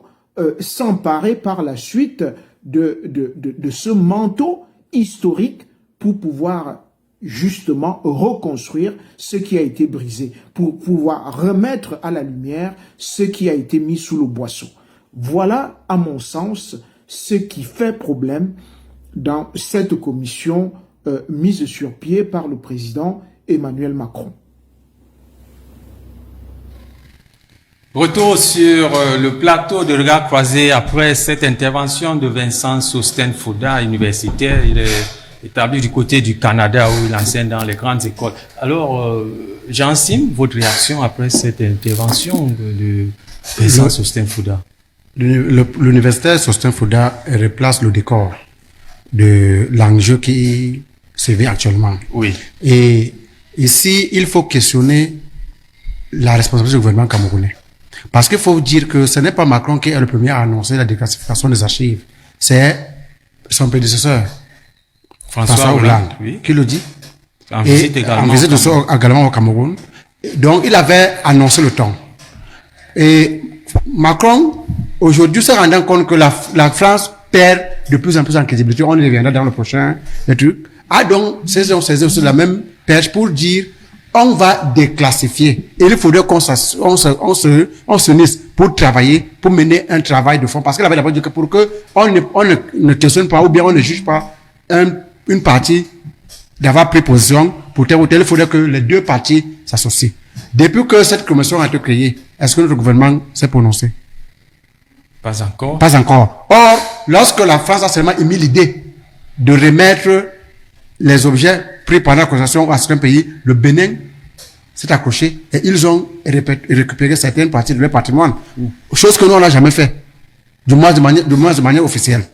Donc, ici, aujourd'hui, si Big Bassi a semblé laisser un pan à l'expérimentation de Madame Ramondi, ce ne voudrait pas pour dire que le Cameroun ne peut pas. Les historiens camerounais n'ont pas seulement pour vocation de co-présider ou bien de présider cette commission. Ils peuvent devenir des acteurs, des éléments de terrain qui vont donc dire que, ok, nous, on va donc apporter notre expertise et commencer un travail de fond, comme ils ont bien dit qu'ils peuvent travailler même s'ils ne sont pas dans la commission. Qu'ils commencent donc à produire des travaux ici que la commission sera obligée, pas d'intégrer, mais de confronter à leurs travaux à eux pour que nous puissions avoir la vérité. Oui. Francis Simeux, avons-nous les moyens de contraindre la France ou bien de la mettre devant ses responsabilités face à tout ce qui a été perpétré au Cameroun comme crimes et autres actions? Je dirais qu'on aurait eu cette capacité si on avait commencé un travail nous-mêmes. Parce que on ne peut pas attendre à celui qui, dans les mentalités, est vu comme l'oppresseur. On ne peut pas lui attendre que ce soit lui qui vienne tout faire pour nous. Je vais comme ça faire une comparaison avec un pays que j'ai eu à parcourir, le Rwanda. Oui. Le Rwanda, après le génocide, a pris la peine de construire ce qu'ils appellent mémorial. C'est-à-dire que partout où on avait trouvé des groupes de personnes exécutées, on a certes fait des fosses communes là, mais on a fait de cela un lieu de recueillement. Oui. Personnellement, j'en ai visité 3. Alors, et devant les grandes mairies, je dis les mairies où on était allé assassiner des gens parce qu'ils étaient Tutsis. Oui. Pardon, Tutsis. On a fait des petits monuments dans la cour avec leur nom, leur profession. Ça veut dire que quoi? Ça veut dire que les générations futures, lorsqu'ils viendront, ils verront cela. Et à côté, on a écrit Never again. Plus jamais. Ça. Ça veut dire quoi? Ça veut dire que même si des gens viennent aujourd'hui et veulent créer une commission comme celle dont nous parlons par rapport au génocide rwandais, ils trouveront un travail qui leur forcera la main, qui leur obligera à suivre une ligne. Or, aujourd'hui, on parle des chutes de la métier. Je connais un endroit à Bafoussam qu'on appelle Carrefour Makiza. Il n'y a rien. C'est parce qu'on vous dit que c'est de tel Carrefour qu'on parle. Que les anciens vont dire, en réalité, on appelle ça Carrefour Makiza parce que chaque matin, c'est là où on exposait les têtes coupées pour que les familles viennent reconnaître leurs frères. Et aussi, c'était de la dissuasion. Parce qu'il ne faut pas oublier cet aspect. C'était de la dissuasion. Oui. Pour dire que si vous vous engagez sur cette voie, voilà à quoi vous vous exposez. Oui. Docteur Boum, à qui profite ce clair-obscur sur notre histoire? Celui à qui ça profite, ce sont les deux parties. Les deux parties? Oui, bien sûr. Oui. Le crime n'est jamais parfait. Le crime, dans ce cas-ci, est presque parfait. Ça profite aux deux parties. Il n'y a pas besoin d'aller de midi à... Je sais pas, c'est comme ça. Vous ne pouvez pas me dire... Vous savez, on nous disait quand j'étais plus petit que l'histoire des vainqueurs est toujours une histoire tronquée. Et moi, mon grand-père avait une phrase qu'il utilisait tout le temps, qui disait « L'histoire de la chasse ne sera complète que le jour que le gibier aussi pourra donner sa version. » Oui. Et ça, c'est vrai. Tant que c'est le chasseur qui nous dit que ce jour, il était prêt, il s'est levé tôt le matin, il était brave, il était fort. L'animal aussi peut nous dire que mais le jour-là, moi, j'étais pas d'humeur à bagarrer. Oui. J'étais prêt à mourir, vraiment, j'avais les Ou bien, ils m'ont trouvé même bien mort. La France voudrait faire, vous savez, la France n'essaye même pas de nous réconcilier, nous, avec notre passé. Pourquoi? Parce que les Algériens l'ont forcé, par exemple, à reconnaître le rôle que les soldats algériens, par exemple, ont joué. Oui. Quand il fallait aider la France lors de la Deuxième Guerre mondiale. Les Algériens les ont obligés à reconnaître ce qui s'est passé pendant leur lutte d'indépendance. Quand je dis obligé, ça veut dire, quelque part, il faudrait que vous puissiez admettre que lors de cette guerre-ci, nous avons massacré des gens. Je sais que c'est toujours difficile pour beaucoup de personnes de se réconcilier avec leur passé, mais c'est le cas. Pour le Cameroun, c'est même dommage. Pourquoi? Parce que je vous ai dit ça ici à l'entame de mon propos que si vous prenez par exemple, je prends un exemple, peut-être comme nous avons eu la chance il y a 3 ans pour aller rencontrer le grand chef Fos Sokudjou. Quand vous rencontrez Sokudjou a toute une histoire du Cameroun qu'il a vécu. Oui. Si vous vous asseyez, vous allez écrire, vous allez vous fatiguer, vous mettez le magnétophone, il y a les bandes et les bandes et les bandes et les bandes et les bandes et les bandes. Et c'est quand je l'ai rencontré que je me suis rendu compte que vous ne pouvez pas parler boulou devant Sokudjou. Il comprend parfaitement boulou. Parle parfaitement Ewondo. C'est pour vous dire que il vous raconte une histoire d'une époque que nos enfants qu'on donne cours n'ont jamais eu accès. Ils sont comme devant deux modules qui ne se complètent pas. D'un côté, vous leur dites, voilà l'histoire de tel. Et de l'autre côté, ils entendent des bribes. Par exemple, comme mon compagnonniste disait, peut-être vous avez un grand-père qui avait survécu à cette période, qui vous raconte que non, nous, on nous a matés. Je me rappelle mon beau-père qui me racontait ce qui s'était passé à Bafang, comment on décapitait les gens, on plaçait les têtes, les piquets au niveau des carrefours pour que les gens... Dites pas on, dit que les armées françaises, avec les supplétifs camerounais qui sont dans le régime là, exactement, qui est à Yaoundé là, ils nous décapitaient, ils mettaient les têtes au carrefour. Donc, il faut être clair. Oui, bien sûr. Donc, l'idée était, moi j'ai souvent cru, sincèrement, que s'il y a un vrai héritage que les aînés voudront nous léguer, nous, pour que nous aussi on puisse continuer la démarche, c'était le patrimoine historique. Oui. Qu'est-ce qu'on laisse à nos enfants? Beaucoup de nos enfants, je vous assure, dans les modules, je ne sais même pas comment dire ça, en fac, vous avez des cours sur l'Amérique précolombienne, vous avez des cours sur Magellan, sur l'évolution française, Magellan, et ça me ramène toujours à une chanson que, mais voilà, ça me ramène toujours sur une chanson. J'ai un de mes élèves en fac, d'étudiants en fac un jour qui me dit, monsieur, il y a une chanson qui explique ce que vous dites là. J'ai dit qui? Il me dit, il y a un musicien là, un rappeur qu'on appelle Métouché là.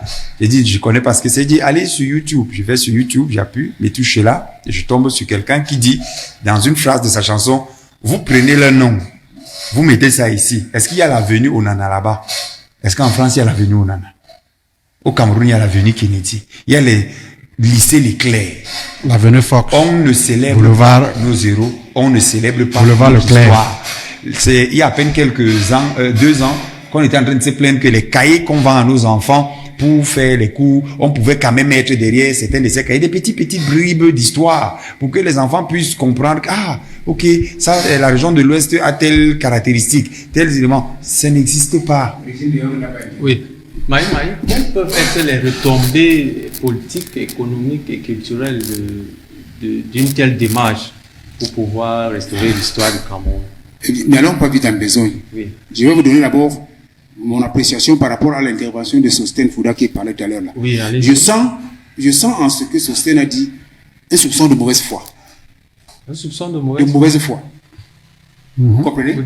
Et je sens un peu de soupçon de mauvaise foi. Pourquoi? Parce que je m'attendais à ce qu'une sommité intellectuelle comme Sostène Fouda, dans sa réaction, dise que la France-Afrique, c'est ici au Cameroun.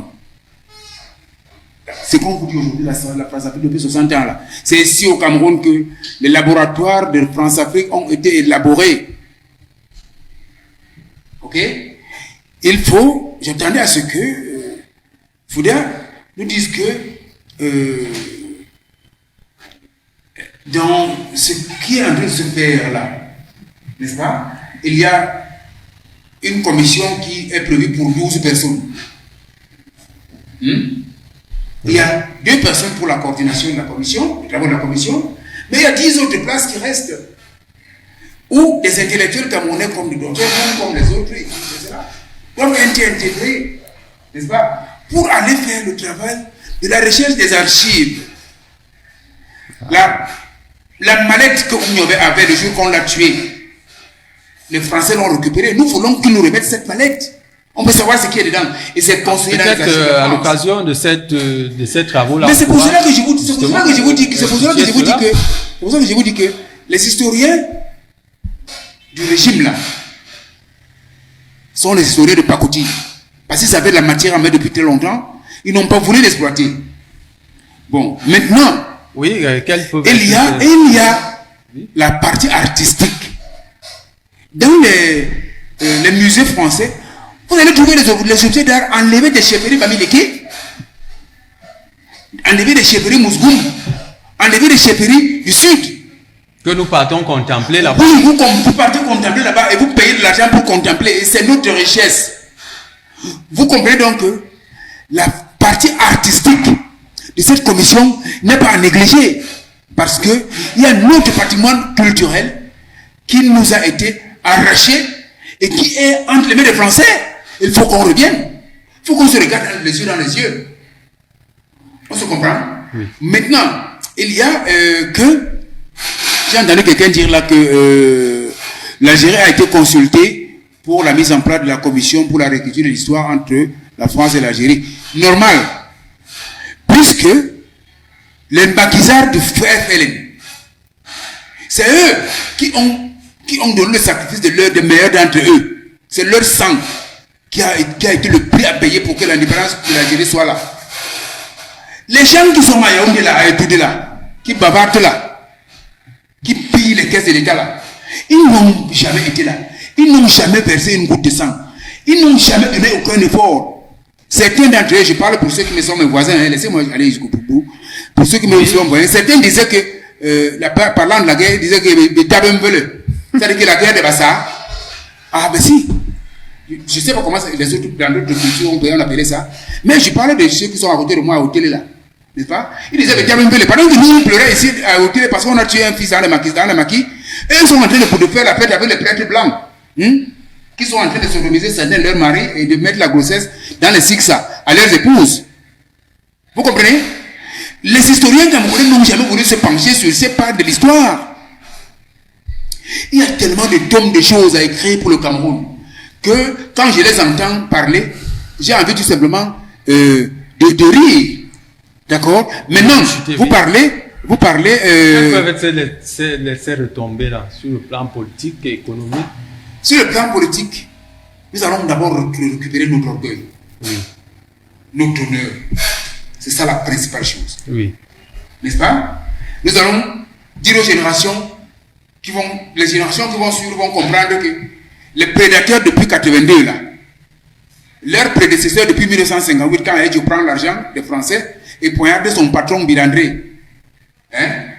Ce sont des fossoyeurs, ce sont des fingons. C'est eux.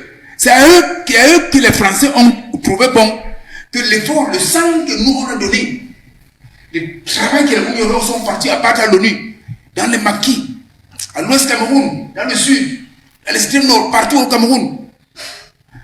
Et ce travail, on nous a enlevé. C'est quelque chose de terrible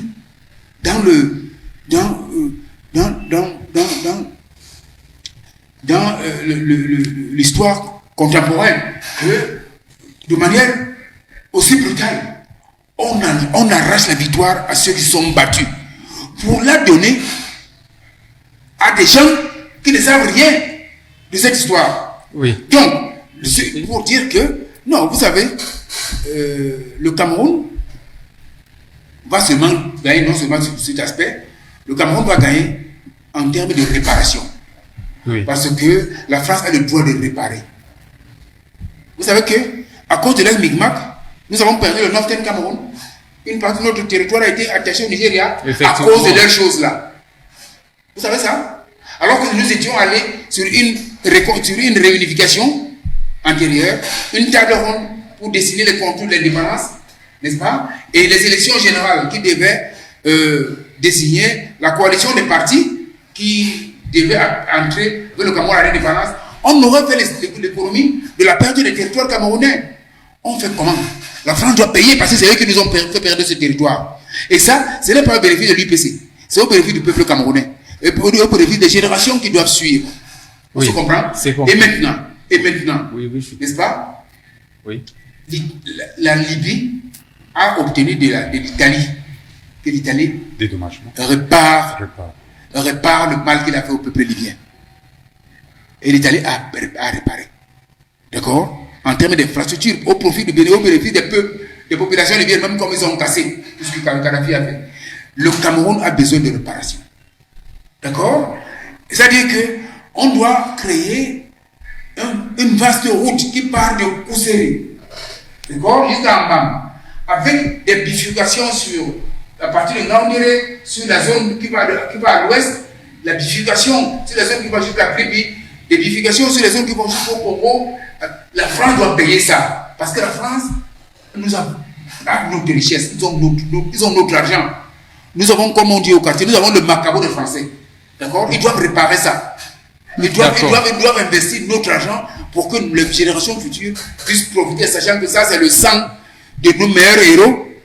Et là-dedans, on va finir par découvrir que les usurpateurs de 1982, là, n'ont rien à voir avec les indépendants du Cameroun. Ce sont les gestionnaires du bar que les Français ont installés là et que les générations futures les balayent complètement. Et à la fin, on doit avoir les indemnisations de familles qui ont sacrifié les leurs. Il faut indemniser ces familles parce que c'est des gens qui ont donné. Parce que quand on arrête, on s'en va arrêter mon père dans une prison pour le faire sortir parce que on a tué 6 de ses frères en Bamoum pendant la saison de pluie. Il doit aller avec des frères qui l'ont aidé, traverser la rivière en crue, aller transporter les corps de Ouyemengom, de Gorbinko, de tout ce monde-là qui sont morts. Tu comprends? On a tué avec les femmes et les enfants sans sommation. Je vous pose une question. Oui, est-ce qu'une femme qui allait un bébé est une cible militaire? Il y a donc là-dedans un génocide. D'accord? Il y a là-dedans des crimes contre l'humanité. Donc on fait comment pour indemniser les femmes qui ont été violées par les Français? On fait comment? Oui. Il faut que ces indemnisations soient faites. Oui, et ça demande un réel travail de recensement. C'est compris, Maïma. D'accord? Alors, ça ne peut pas se passer comme ça. Le régime d'ailleurs n'a pas intérêt que ça c'est compris, Maïma. Parce que c'est à leur bénéfice. Oui. Ils savent qu'ils sont des prédateurs, ils sont je reviens à vous d'un moment. Qui n'ont jamais rien donné et qui ont gagné tout. C'est compris. Jean-Sim, comment expliquer que ces crimes et génocides perpétrés au Cameroun soient restés sous le boisseau jusqu'à nos jours? Parce que les responsabilités ne sont pas seulement françaises. Il faut qu'on soit honnêtes. Si la France a donné l'ordre, les Camerounais ont été des exécuteurs. Et d'autres ont continué après même l'indépendance en 1960. Donc voilà pourquoi moi je dis que les réparations, je ne doute pas, parce que l'histoire continue, elle évolue, mais pas dans ce régime-ci. Ah bon? Oui. Pourquoi? Pas dans ce régime-ci. Parce que quelqu'un qui va demander réparation à la France va dire que toi, tu as fait. Mais voilà, le président Macron a fait cette déclaration en disant que vous indexez, il a effectivement soutien, dire que vous indexez seulement la France. Et il y a aussi les autorités locales. Macron l'a fait comprendre quand il était ici au Cameroun. Ça veut donc dire que si on attend réparation, ça doit se faire. Et ça va se faire. Parce que la France a intérêt à le faire. Si le Cameroun avait eu des dirigeants qui ont pour le pouvoir après avoir mené la lutte, on aurait été au même niveau de développement que l'Algérie. Nous, des gens qui n'ont pas mené la lutte, tels que les nationalistes le voulaient, qui ont hérité d'un pouvoir pour lequel ils n'ont jamais travaillé, ne peuvent pas demander à ceux-là qui leur ont donné un cadeau de se justifier. Ils ne peuvent pas demander à ceux qui leur ont donné de se justifier. Voilà pourquoi jusqu'à présent, malgré tout ce que la France fait là, pourquoi est-ce que le gouvernement camerounais ne peut pas saisir la pêche et dire ok, allons donc pour ouvrir les archives et refaire l'histoire du Cameroun, parce que un nom Y ou X camerounais peut sortir. Donc moi je pense que le combat est pour les générations futures, et moi je voudrais dire aujourd'hui qu'on n'a même pas besoin d'entendre la réparation pour la France, parce que ça va nous laisser dans des histoires à dormir debout. Si les Camerounais peuvent se rapprocher des histoires comme les Chinois l'ont fait, dire ok, voilà. Vous semblez dire que la France ne peut pas être sincère. Elle ne peut pas être sincère. Elle a nommé la commission, mais elle ne peut pas être sincère. Elle ne peut pas être sincère parce que voilà ce qu'on dit là, on a la chance d'avoir quelqu'un qui a vécu cette histoire. Et nous, on nous a appris certaines histoires dans notre enfance. Si aujourd'hui on met tout ça sur la table, vous voyez les Français capables d'accepter cette horreur-là. Hein? Vous savez comment ils ont fait pour accepter qu'ils ont joué une partie un rôle dans le génocide rwanda. Il a fallu beaucoup de pression. Il a fallu le courage de Kagame pour dire que ok, c'est comme ça, on coupe les relations, on quitte même la langue française pour aborder, pour parler l'autre langue. Mais nous pouvons également le faire. On n'a pas le pouvoir, on n'a pas la volonté, on n'a pas pourquoi? Parce que nous sommes mêlés dans le conflit. Non, ce n'est pas ce régime. Nous sommes mêlés, ils ne peuvent pas. Ce régime ne peut pas. Nous sommes mêlés dans le conflit. Vous croyez que les gens qui sont au pouvoir depuis 63, ils n'ont rien à voir dans cette affaire? Ils ont. Est-ce qu'ils ne connaissent pas? Même les gens sur lesquels nous tirons la passe, ils n'ont pas la liberté d'agir. Beaucoup d'entre eux ont même l'expertise et la matière pour le faire. Mais est-ce qu'ils ont la liberté de ton?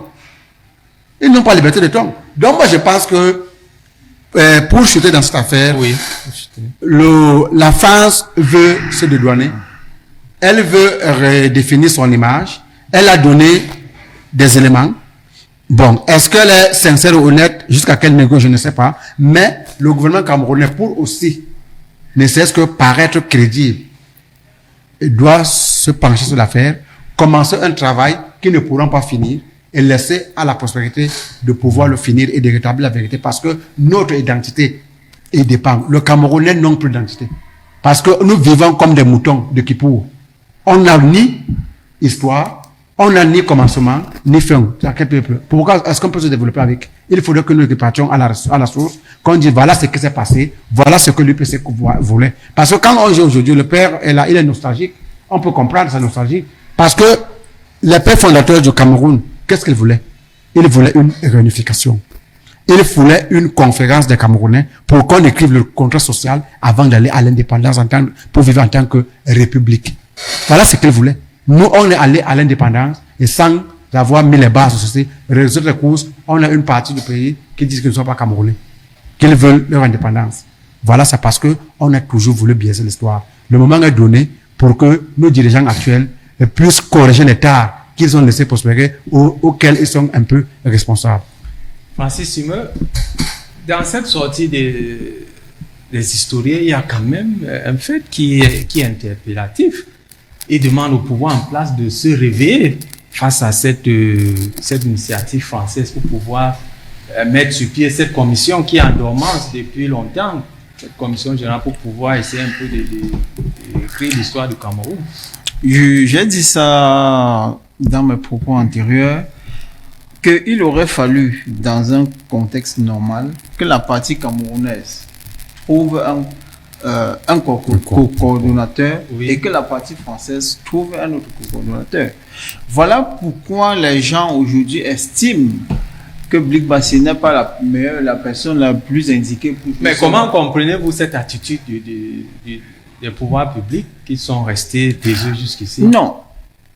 Je pense que, comme disait Monsieur Sim, c'est justement parce que ils ont autre chose à faire, ils ont autre chose dans l'agenda.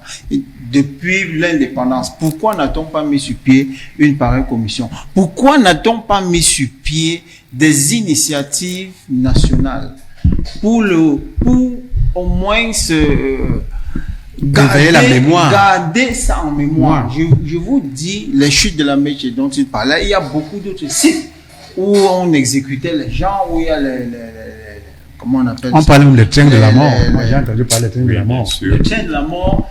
Il y a plein d'éléments qu'on pouvait faire pour garder ça en mémoire. J'ai pris le cas du Rwanda tout à l'heure. J'ai cité ce cas en exemple.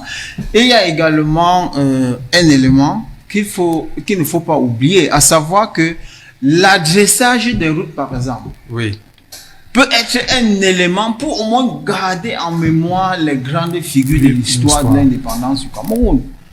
Voilà des éléments que les autorités pouvaient prendre, mais on l'a pas fait. Nous, quand on grandissait, quand on suivait le Tébé Makézar, on savait que c'était les tueurs, c'est des gens, donc on les caricaturait comme étant des monstres. C'est après avoir le temps qu'on a compris que mais ce sont des gens qui se sont sentis lésés et qui ont pu la canceller pour mener une lutte qui était salutaire. Donc, cet aspect de toujours, ça continue. Parce qu'aujourd'hui, vous voyez, lorsque un homme politique, ou bien un Camerounais s'oppose au régime, il essaye un peu d'aller à l'encontre courant, on va le traiter tous les mots, il est antipatriote, il est tout ceci, et c'est ça qui s'est passé avec ces gens-là, on l'a tassé de maquisard. C'est un jour j'ai enfouillé que j'ai compris que le mot maquisard même signifie ceux-là qui sont opposés et qui n'ont pas eu un moyen de lutter légalement et ils ont pris la clandestinité. Et que ça a commencé en Algérie. Oui. Donc, Docteur Boum, alors comment entrevoyez-vous la suite de cette commission-là? Moi, je me dis tout simplement qu'ils vont essayer d'ajuster les angles en faisant comment? Tout simplement en essayant d'infiltrer des gens à travers le travail des gens comme Blik Bassi. Ils vont essayer. Vous savez, quand vous voulez avoir la légitimité, vous donnez les moyens. Parce que je me rappelle ayant suivi toute l'interview qu'il a fait à Jeune Afrique, il a dit son objectif n'est pas que ses travaux se perdent comme ceux du Rwanda. Parce que les Rwandais aussi avaient exigé auprès de la France de reconnaître sa part de tort dans le génocide rwandais. Pas mal d'initiatives avaient été entreprises, mais auprès de la France même. On ne retrouvait pas cette réaction, comme le disait le doyen, monsieur Maï. On ne retrouvait pas cela. Donc, il disait que lui, il espère pouvoir faire après cela, si jamais c'était ça, l'aboutissant, si jamais son travail devait être biaisé et qu'à la fin de la journée, peut-être, on n'en fait pas écho. Il a l'intention de faire des concerts, d'utiliser le matériel, ce qu'il a pu collecter sur le terrain. Vous savez, moi, je pleure beaucoup plus, nous, les Camerounais, dans toute cette histoire-ci. Pourquoi? Parce que ce n'est pas parce que c'est Blick-Mbassi. Moi, je prends toujours ça comme c'est un leitmotiv. C'est un motif pour faire une diversion. Nous-mêmes, comme l'a dit mon copanéliste, il n'est jamais trop tard. Tant qu'on peut encore le faire.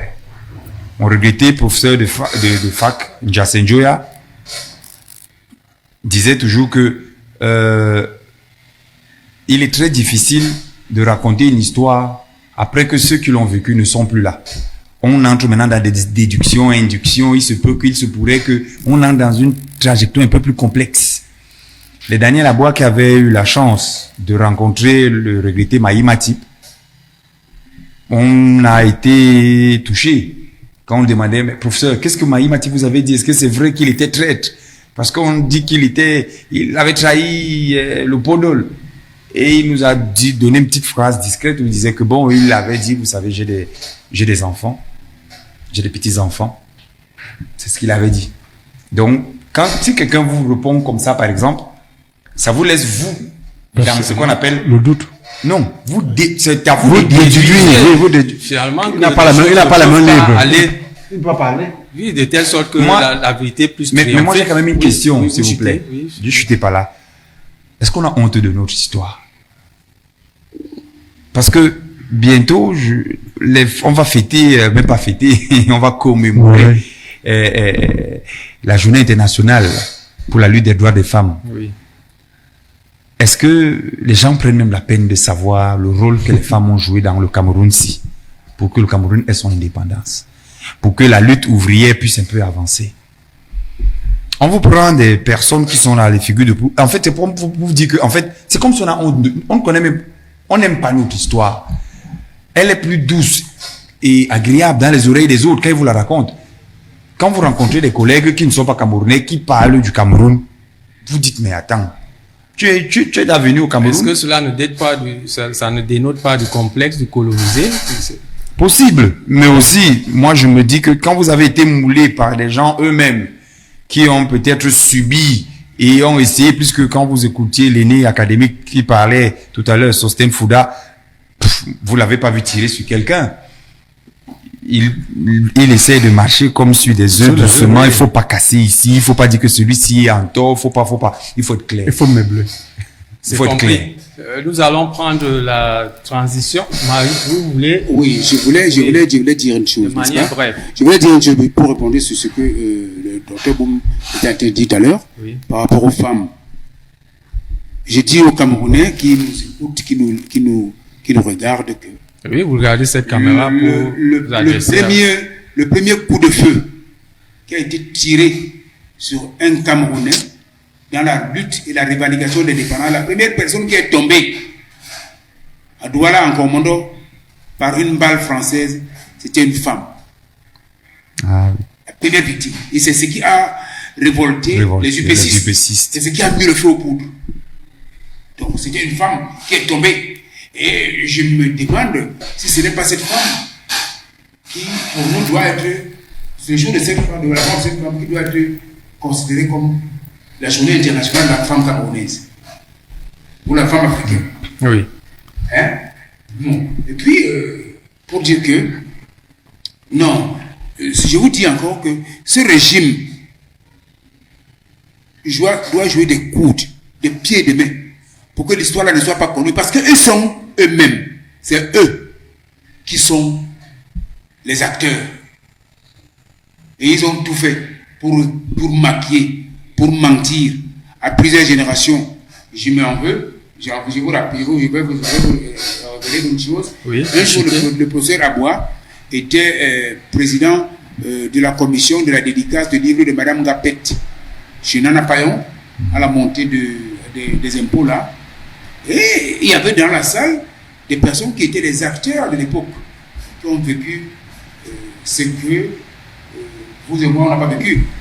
Oui. Et sur beaucoup d'aspects, ils ont édifié le professeur Daniel Aboua ce jour-là, qui a eu le courage de reconnaître que beaucoup de pans de l'histoire qu'il a enseigné à plusieurs générations de ses étudiants ont été une histoire tronquée.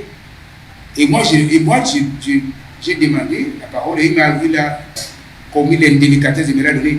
Et je lui ai dit, professeur, maintenant que vous reconnaissez en public que vous avez enseigné la mauvaise histoire à plusieurs générations de Camerounais, comment vous allez vous y prendre pour que, à toutes ces générations que vous avez menti, vous les rappeliez pour leur dire comment c'est que vous avez enseigné la vérité mensonge. Donc je dis une chose, il faut ceux qui veulent entrer dans la commission des 12 vont être certainement triés sur le volet. C'est compris. Voilà. Et nous allons travailler en back-office parce que ce n'est pas un travail de 12 personnes. C'est un travail tellement immense que ça nécessite que tout le monde donne ce travail a besoin de bras pour tenir le fusil. Oui, c'est compris. Beaucoup de travail à faire. Oui, nous allons prendre la deuxième acte de cette émission.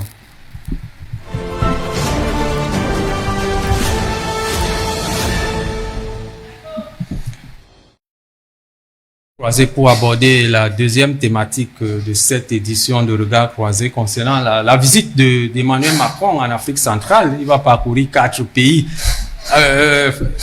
Jean-Sim, quelle perception avez-vous de cette visite de Macron en Afrique centrale? Vous savez, il y a cela 2 jours, Macron a donné sa vision générale, sa nouvelle vision de l'Afrique. Justement. Et il est venu donc pour éprouver cette vision. Oui, il parle de réduire les effectifs militaires, transformer ces bases en académie militaire. Voilà. Oui. Également, beaucoup plus se concentrer sur le partenariat, le business. Voilà. Oui, pour Vous savez, lors de ce premier discours-là, Emmanuel Macron a émis 3 pans de la politique française en Afrique. Oui. Le volet militaire, donc sécuritaire, le volet économique et le volet social. Culturel. Et il a rappelé à chaque moment, sur le volet militaire, pour ce que vous venez de citer, que ce ne sera plus une coopération de parrains.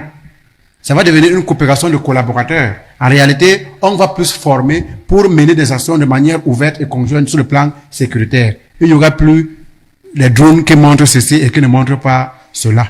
Sur le plan économique, il a rappelé aux patrons français que avant vous avez des marchés en Afrique au nom de la France, que vous exécutez mal, que vous ne terminez même pas et tout. Aujourd'hui, il faut changer de paradigme.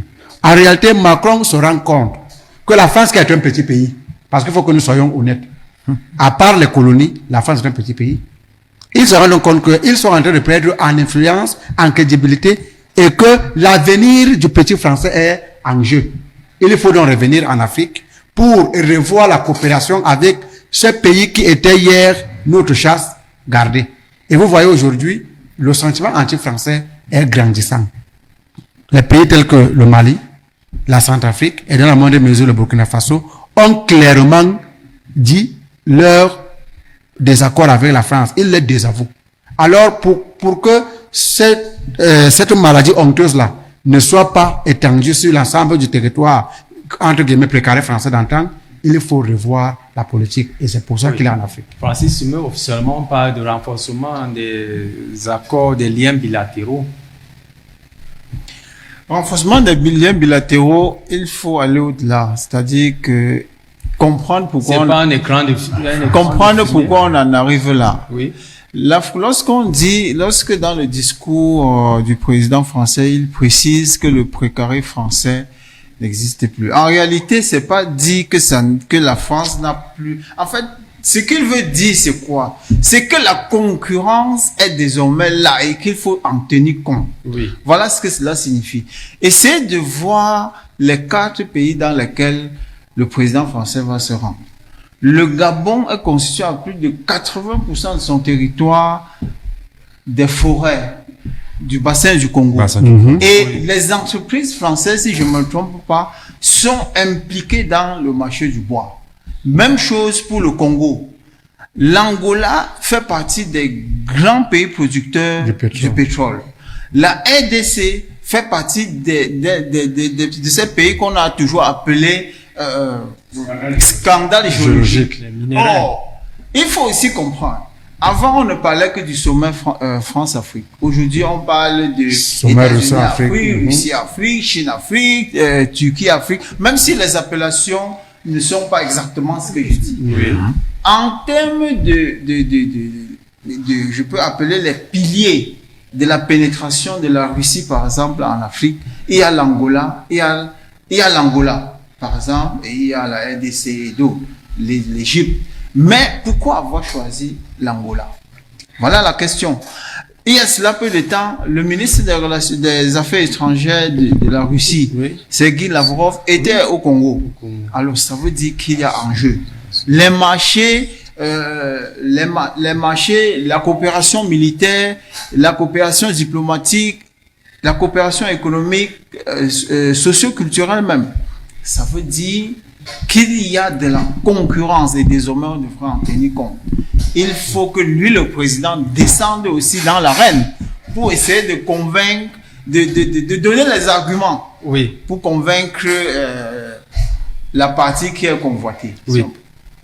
Donc bon, officiellement on parle il y a un sommet qui a commencé hier, qui se poursuit aujourd'hui. Je pense que ce sommet va s'achever aujourd'hui. Sommet sur la forêt. Aujourd'hui sur la forêt. La forêt équatoriale. Oui. Mais un sommet sur les forêts, la France se soucie tellement de nos forêts.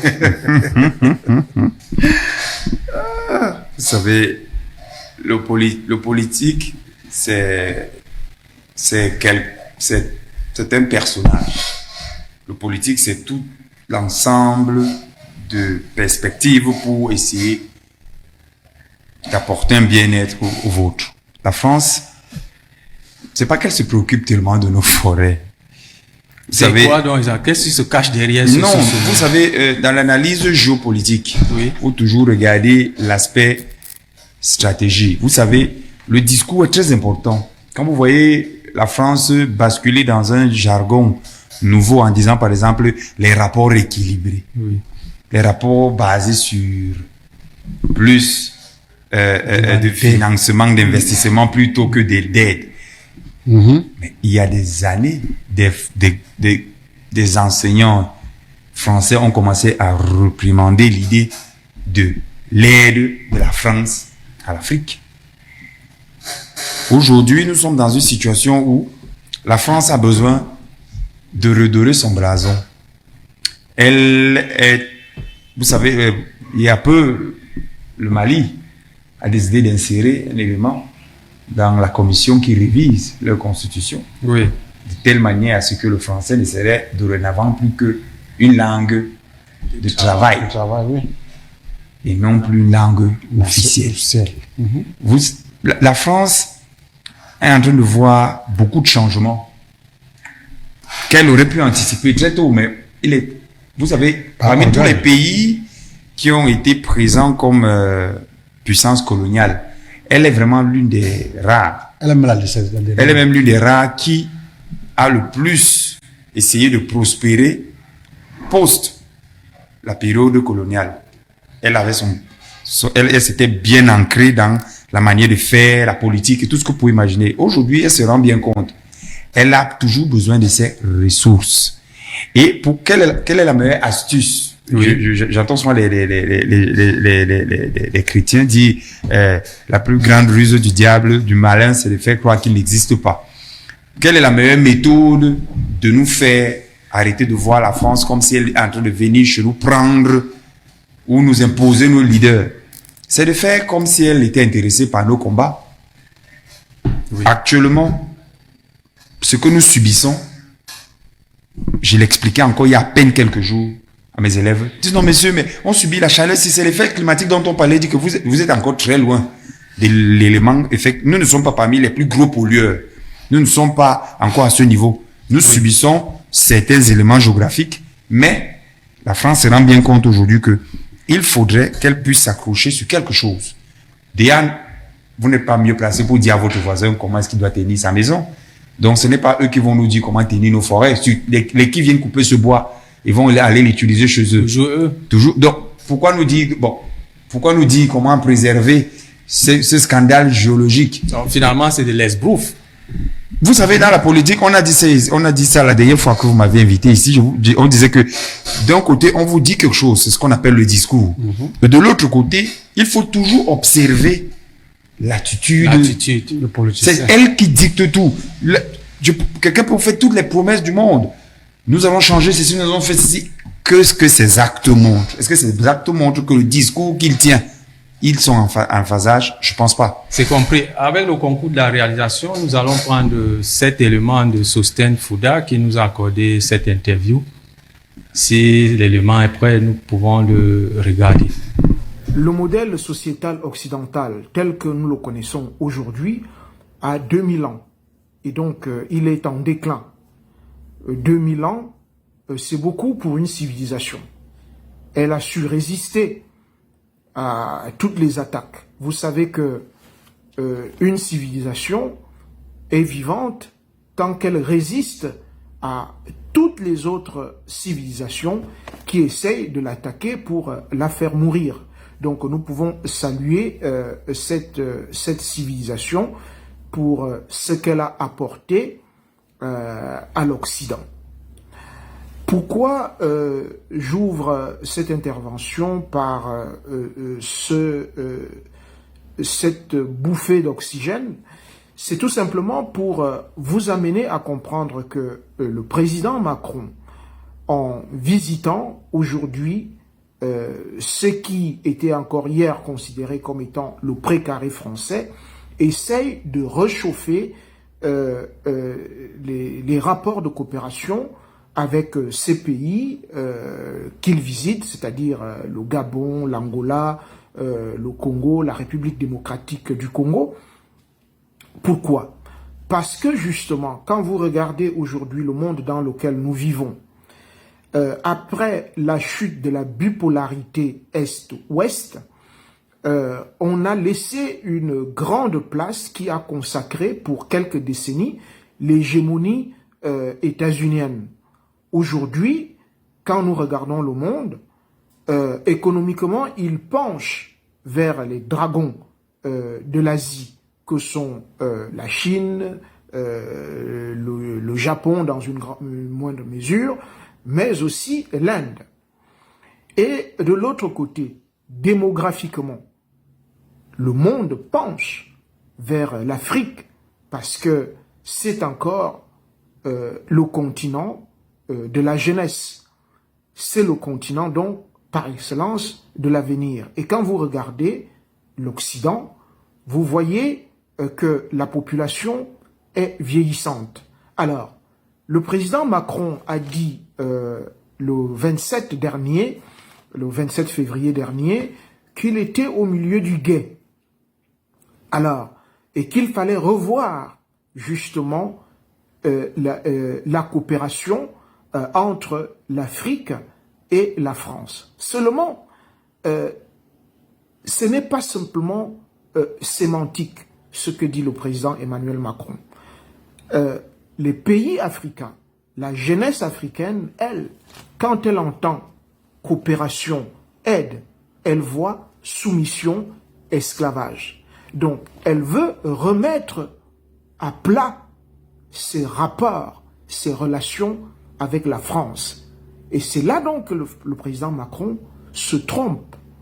Il se trompe parce que quand nous autres, nous écoutons la jeunesse africaine, on a l'impression qu'elle a mieux compris le discours de Chirac qui disait que l'argent qui est dans les poches françaises, c'est l'argent de l'Afrique.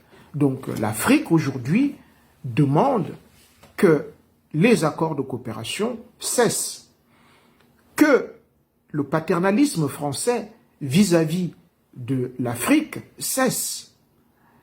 Et si le président Emmanuel Macron ne comprend pas ce discours, la jeunesse africaine, elle implémente autre chose dans sa vie de tous les jours, dans ses rapports avec les sociétés françaises, dans ses rapports avec les universités françaises, dans ses rapports avec le monde de la recherche. Les Africains aujourd'hui, d'abord, ils disent l'Afrique à partir de l'Afrique. Ils ne disent plus l'Afrique en comparaison avec ce qui se passe de l'autre côté. Donc, le président Emmanuel Macron, qui est un habitué du discours du en même temps, est en train d'expérimenter là aujourd'hui ce que l'Afrique, quand vous écoutez les leaders politiques, les leaders de société dans un certain nombre de capitales africaines comme le Sénégal, la Côte d'Ivoire, le Mali, ils tiennent tout un autre discours qui est à l'opposé de ce que le président Emmanuel Macron propose et dont nous donne l'impression, malheureusement, que c'est une tournée pour rien parce que c'est un dialogue de sourds entre la jeunesse africaine et le président français. Retour sur le plateau après cet élément de Sostène Vincent Fouda, cette interview qu'il nous a accordée depuis le Canada. Maï, Sostène Vincent Fouda dit que cette tournée d'Emmanuel Macron, c'est une tournée pour rien. C'est-à-dire la jeunesse africaine, elle est aguerrie des enjeux de l'heure. C'est dit que on commence à relever la tête. Quand je vois que dans la tournée de Macron, il y a l'Angola dans son agenda, je n'ai pas peur. Parce que l'Angola, c'est un pays de nos camarades. D'ailleurs, c'est là-bas que nous avons notre siège pour les pays d'Afrique australe, avec les nationalistes camerounais ont leur siège là-bas, qui représente notre organisation auprès des pays d'Afrique australe qui ont bénéficié de notre expertise pour se libérer de l'apartheid et de l'impérialisme portugais. Donc, quand Macron va en Angola, je sais que, bon, en Angola, il va trouver des personnes aguerries à la lutte nationaliste et ne peuvent pas brader leur patrimoine. Maintenant, quand je vois Macron au Gabon, avec un président gabonais qui est malade, très malade, et qui est en réalité leur choix après le décès de son père.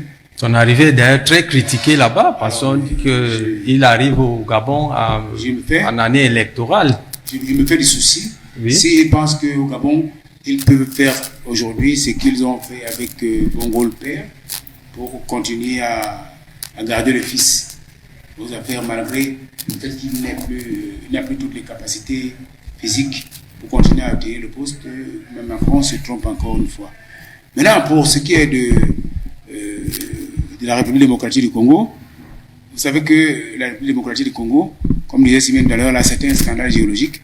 Et la France, se sentant en difficulté, en indélicatesse avec pratiquement tous les pays d'Afrique francophone, essaye de voir dans quelle mesure elle peut essayer de se repositionner dans les pays d'Afrique centrale.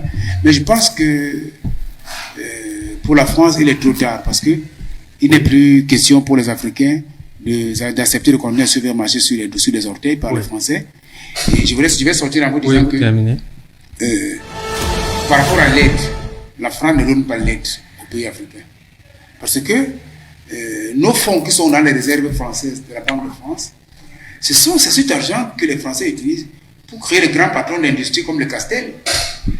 C'est avec cet argent qu'ils créent les Bolloré, qui viennent en Afrique pour investir l'argent des Africains, récupérer les dividendes pour les réinvestir encore en Europe. C'est notre argent que les Français prennent pour investir dans les grands paradis fiscaux et prendre des bénéfices dedans pour nous les reverser en disant qu'ils nous ont donné de l'aide, ils ne nous ont donné aucune aide. Enlever l'armée atomique à la France, enlever les pays d'Afrique à la France, et la France ne sera plus jamais rien. Oui, c'est compris. Je crois que nous sommes arrivés à cette époque, à ce moment-là. Oui, c'est compris. Francis Simeux, la France est bousculée en Afrique par la Russie et la Chine. Mais finalement, elle est en train de perdre un certain nombre de strapontins. En Guinée, Conakry, elle est vomie au Niger, en RCA au Mali. Mais finalement, elle va se jeter à l'eau, attraper n'importe quoi pour pouvoir tenir. Je veux tout simplement dire que c'est parce qu'avec le travail de beaucoup d'intellectuels, les gens ont finalement compris qui était vraiment la France. Et je disais tout à l'heure, je vais vous dire une chose, à savoir que tout à l'heure, le copanéliste précisait que des pays qui ont été des colonisateurs en Afrique, seule la France est restée. Oui. Mais il faut comprendre pourquoi la France est restée. Parce qu'aux Nations Unies, il avait été exigé pendant la période des indépendances que les pays qui devaient rester dans le statut de colonisateur devaient également avoir des responsabilités sociales. Alors, Monsieur de Gaulle, étant suffisamment aguerri, a regroupé son état-major et a dit il faut redéfinir. Il n'est pas question de perdre la France qui est notre maman nourricière. L'Afrique. L'Afrique de temps pour moi, voilà. Qu'est-ce qui s'est donc passé? Ils ont établi une sorte de ligne de conduite, à savoir, par exemple, être eux-mêmes garants de leur sécurité, c'est pourquoi la France a des bases militaires. Par exemple, à savoir, mettre, il y avait des phrases comme ça qu'on nous enseignait en Sciences Po, à savoir, par exemple, mettre les colonies au service du rayonnement de la France. Oui, c'est compris. Et sur cette base, donc, la France s'est mise à, et il faut également préciser que ça, c'est ce qui devait se faire en offre, mais officiellement, les pays qui étaient des colonies devaient avoir tous les éléments de souveraineté, à savoir le drapeau, l'hymne national, un gouvernement, etc.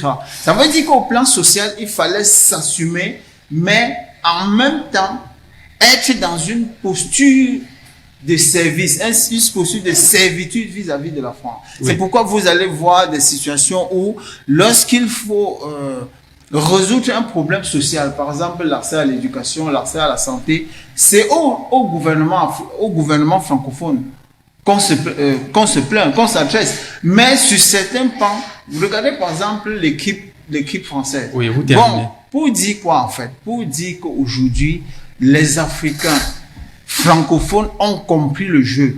Et c'est pourquoi ils se sont facilement retournés vers des pays comme la Russie ou la Chine qui se présentent aujourd'hui comme des messies. Oui. Sauf qu'ils oublient un élément, l'élément intellectuel. La France, à travers la langue française qui est restée, a encore un élément d'avance sur ces pays qui arrivent, contrairement aux Chinois. C'est compris.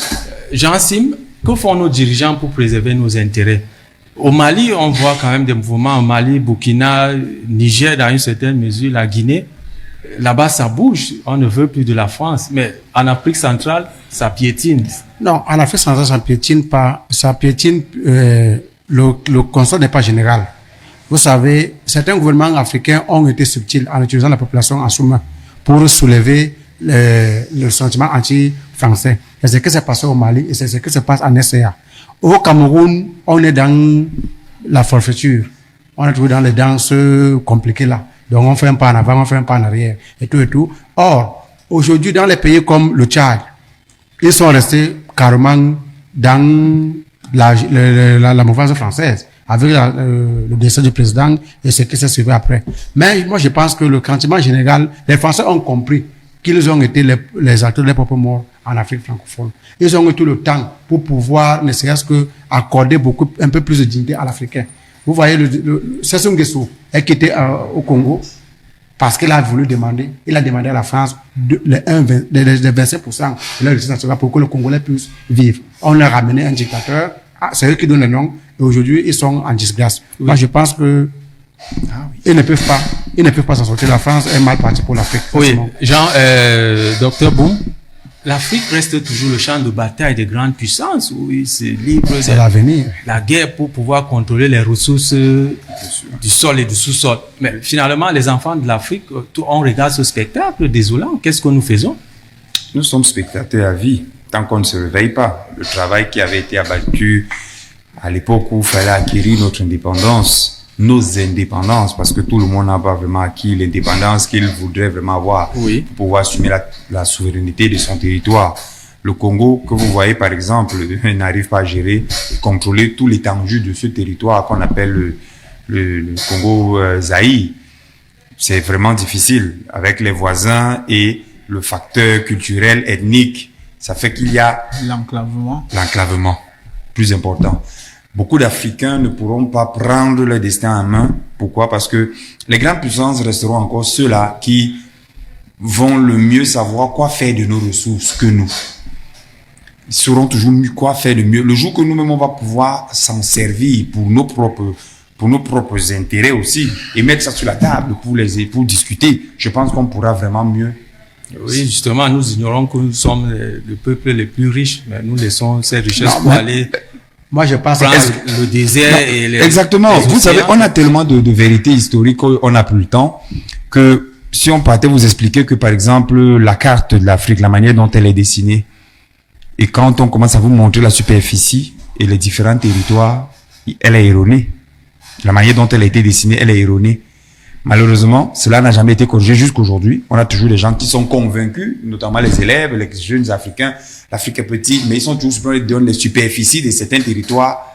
Ils sont surpris qu'il y a des territoires là qui sont bien plus grands que la France en superficie, bien plus grands que certains autres territoires, notamment même la Russie. Mais qu'est-ce qu'on fait? Toutes ces zones africaines-là, on retrouve beaucoup de ressources. Malheureusement, j'ai bien peur que on a essayé de distraire les Africains des ressources qu'ils avaient pour leur amener dans d'autres champs. La politique, la conquête politique, marketing politique. La culture. C'est une nouvelle culture. Aujourd'hui, on est même entré dans la théorie du remplacement. Comme je vous disais la dernière fois, Oui. on se succède. Nos enfants nous remplaceront. On a transformé des États qui ont dit aux gens qui sont des républiques, sont en train de devenir des monarchies. Oui, je dis merci à tous les quatre d'avoir accepté cette invitation. Merci. Sur ce, nous nous retrouvons samedi prochain pour une nouvelle édition. Je rappelle que Regard Croisé désormais produit les jeudis 16h-18h et samedi 16h-18h. Donc, prenez rendez-vous tous les jeudis et samedis. Sur ce, nous nous retrouvons samedi pour une nouvelle édition. Merci de nous avoir regardés.